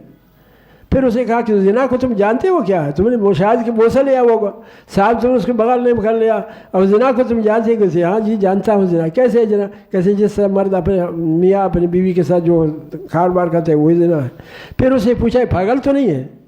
नहीं ये तो नहीं, उसी वक्त नहीं हुक्म दे दिया कि जा करके ज़िना। यानी तमाम चीज़ों को मुकम्मल करने के बाद हुज़ूर सल्लल्लाहु अलैहि वसल्लम ने हुक्म दे दिया उसको जा करके। फिर जब भाग गया था तो उन्होंने उनको पकड़ करके ऐसे नहीं छोड़ देते थे। क्यों? इसलिए कि हुदूद के बारे में, अगर हुदूद के जो सज़ा है इकरार से साबित हो, जब वो रुजू करेगा तो ख़त्म, समझ रहे हो ना। अलबत्ता शहादत से साबित हो तो भी नहीं हो सकता है। इसी तरह गामिदिया औरत जो है वो भी हुज़ूर सल्लल्लाहु अलैहि वसल्लम की खिदमत में आ गई, वो भी खुद इकरार कर लिया। हुज़ूर सल्लल्लाहु अलैहि वसल्लम ने फरमाया, जो उसको कहते हैं हुज़ूर पेट में पड़ा हुआ है, आप किस तरह मुझे इनकार कर सकते? तो उसे कहा तो फिर और ही आप पर सजा रह जाओ, जब तक ये पेट से नहीं निकलेगा तुम्हारे पास तो नहीं है। अब जा कर के उसने फिर जब इसको जना उसके बाद लिया, कहते ये तो अब तक बच्चे हैं, इसको तो पालने की ज़रूरत है, जब तक ये खाने की ज़रूरत, फिर भी तुम पर हद नहीं। लेकिन वो फिर भी आती रही है ना, समझ रहे हो। फिर कहा कि इसको क्या, तो एक साहबी ने कहा कि मैं जी इसके बच्चे को पालने की जिम्मेदारी उठाता हूँ। उसके बाद हुज़ूर सल्लल्लाहु अलैहि वसल्लम ने हुक्म दे दिया उसको। तो इससे बड़ी एहतियात की ज़रूरत है। अब इनके लिए मतलब आपको मेरा मकसद ऐसा कि गवाहों के अहलियत को देखना पड़ेगा, गवाहों के बयानात को दावा के साथ मुताबिक देखना पड़ेगा, गवाहों के निसाब शहादत को भी देखना होगा। ये सारे के सारे जब मुकम्मल हो जाएंगे तब आपको फैसला देना होगा। समझ रहे हो? जल्दबाजी में नहीं, फैसला हमेशा ठंडा दिल से, बड़े सोच समझ करके। खुद नहीं आया, उलमा से पूछो। नबी करीम सल्लल्लाहु अलैहि वसल्लम के ज़माने में हुज़ूर सल्लल्लाहु अलैहि वसल्लम फरमा रहे थे कि भाई जब तुम जो किसी मसले में चल तो दूसरे से पूछ लो।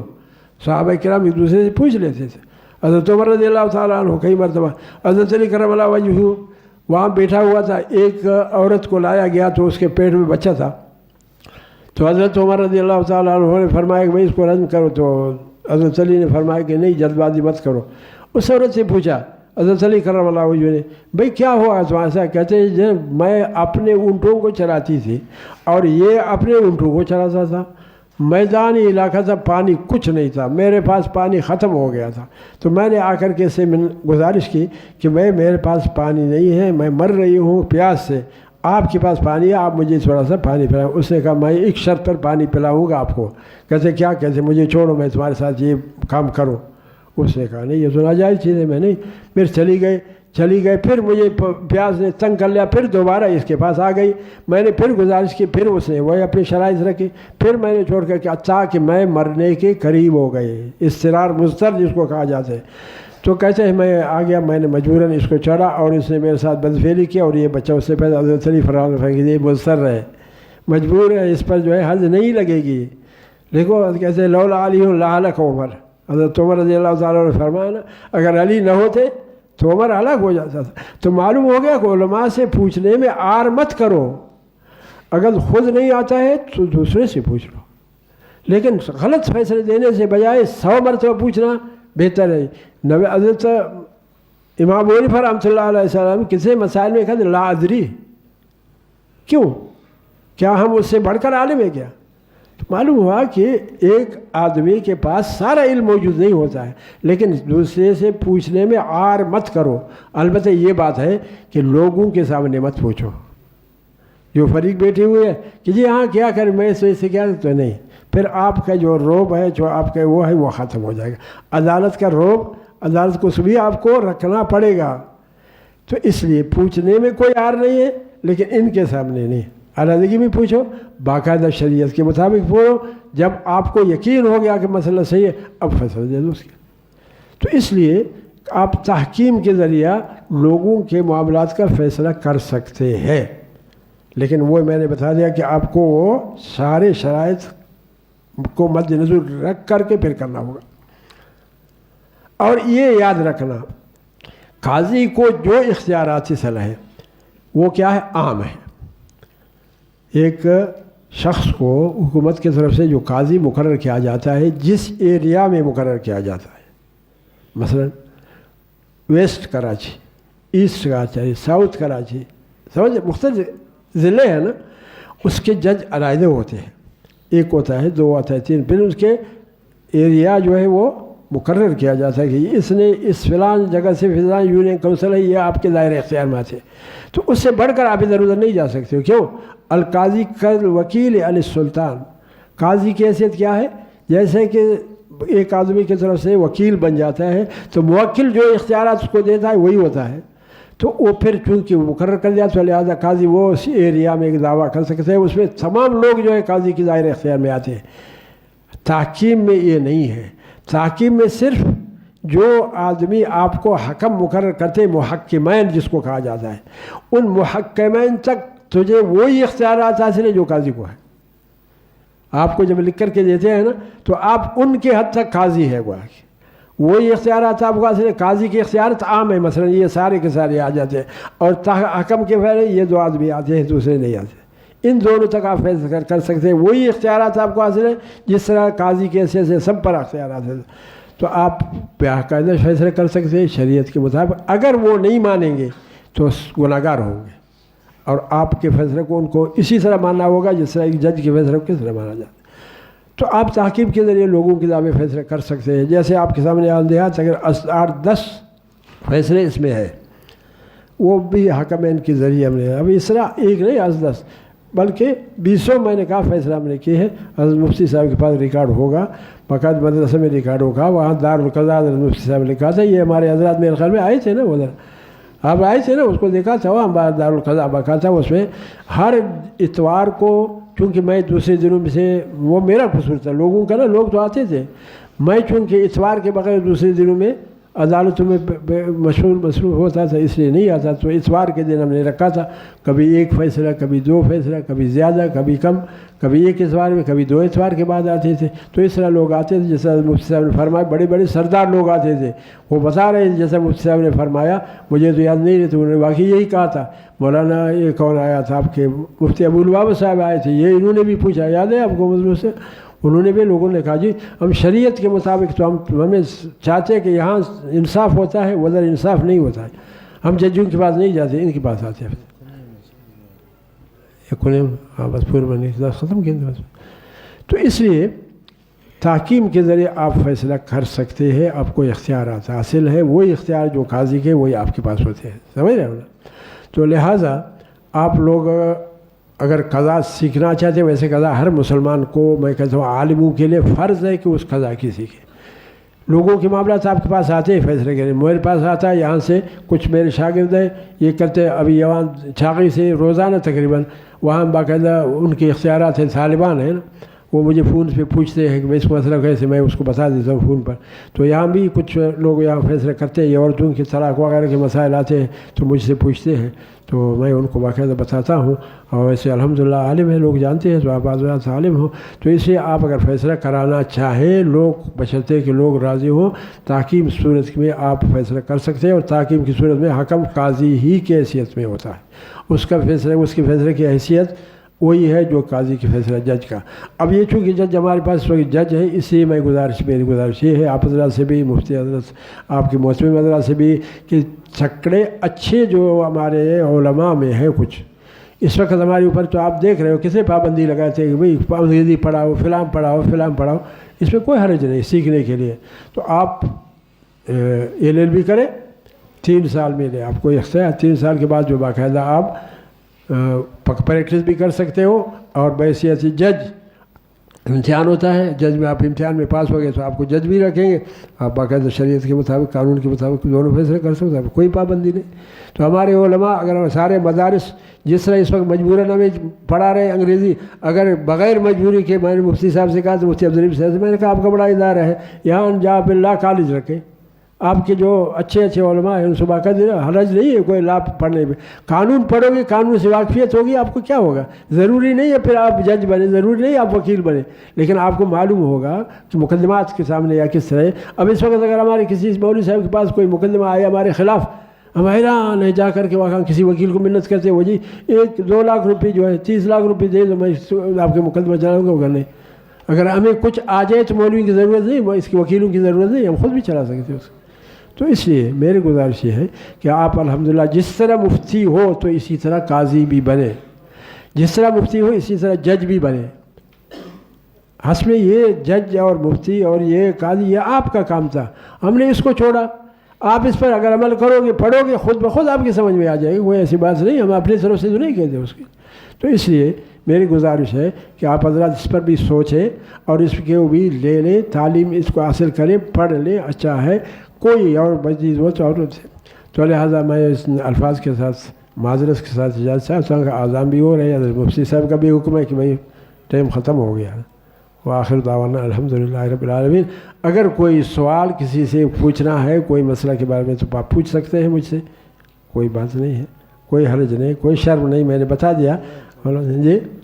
دعا آپ کریں، ہم نے بھائی دعا آپ لوگوں کا کام ہے، ہمارا نہیں ہے، آپ دعا کریں، ہم نے بس ہم نے دعا کیا، دعا آپ کا ہے۔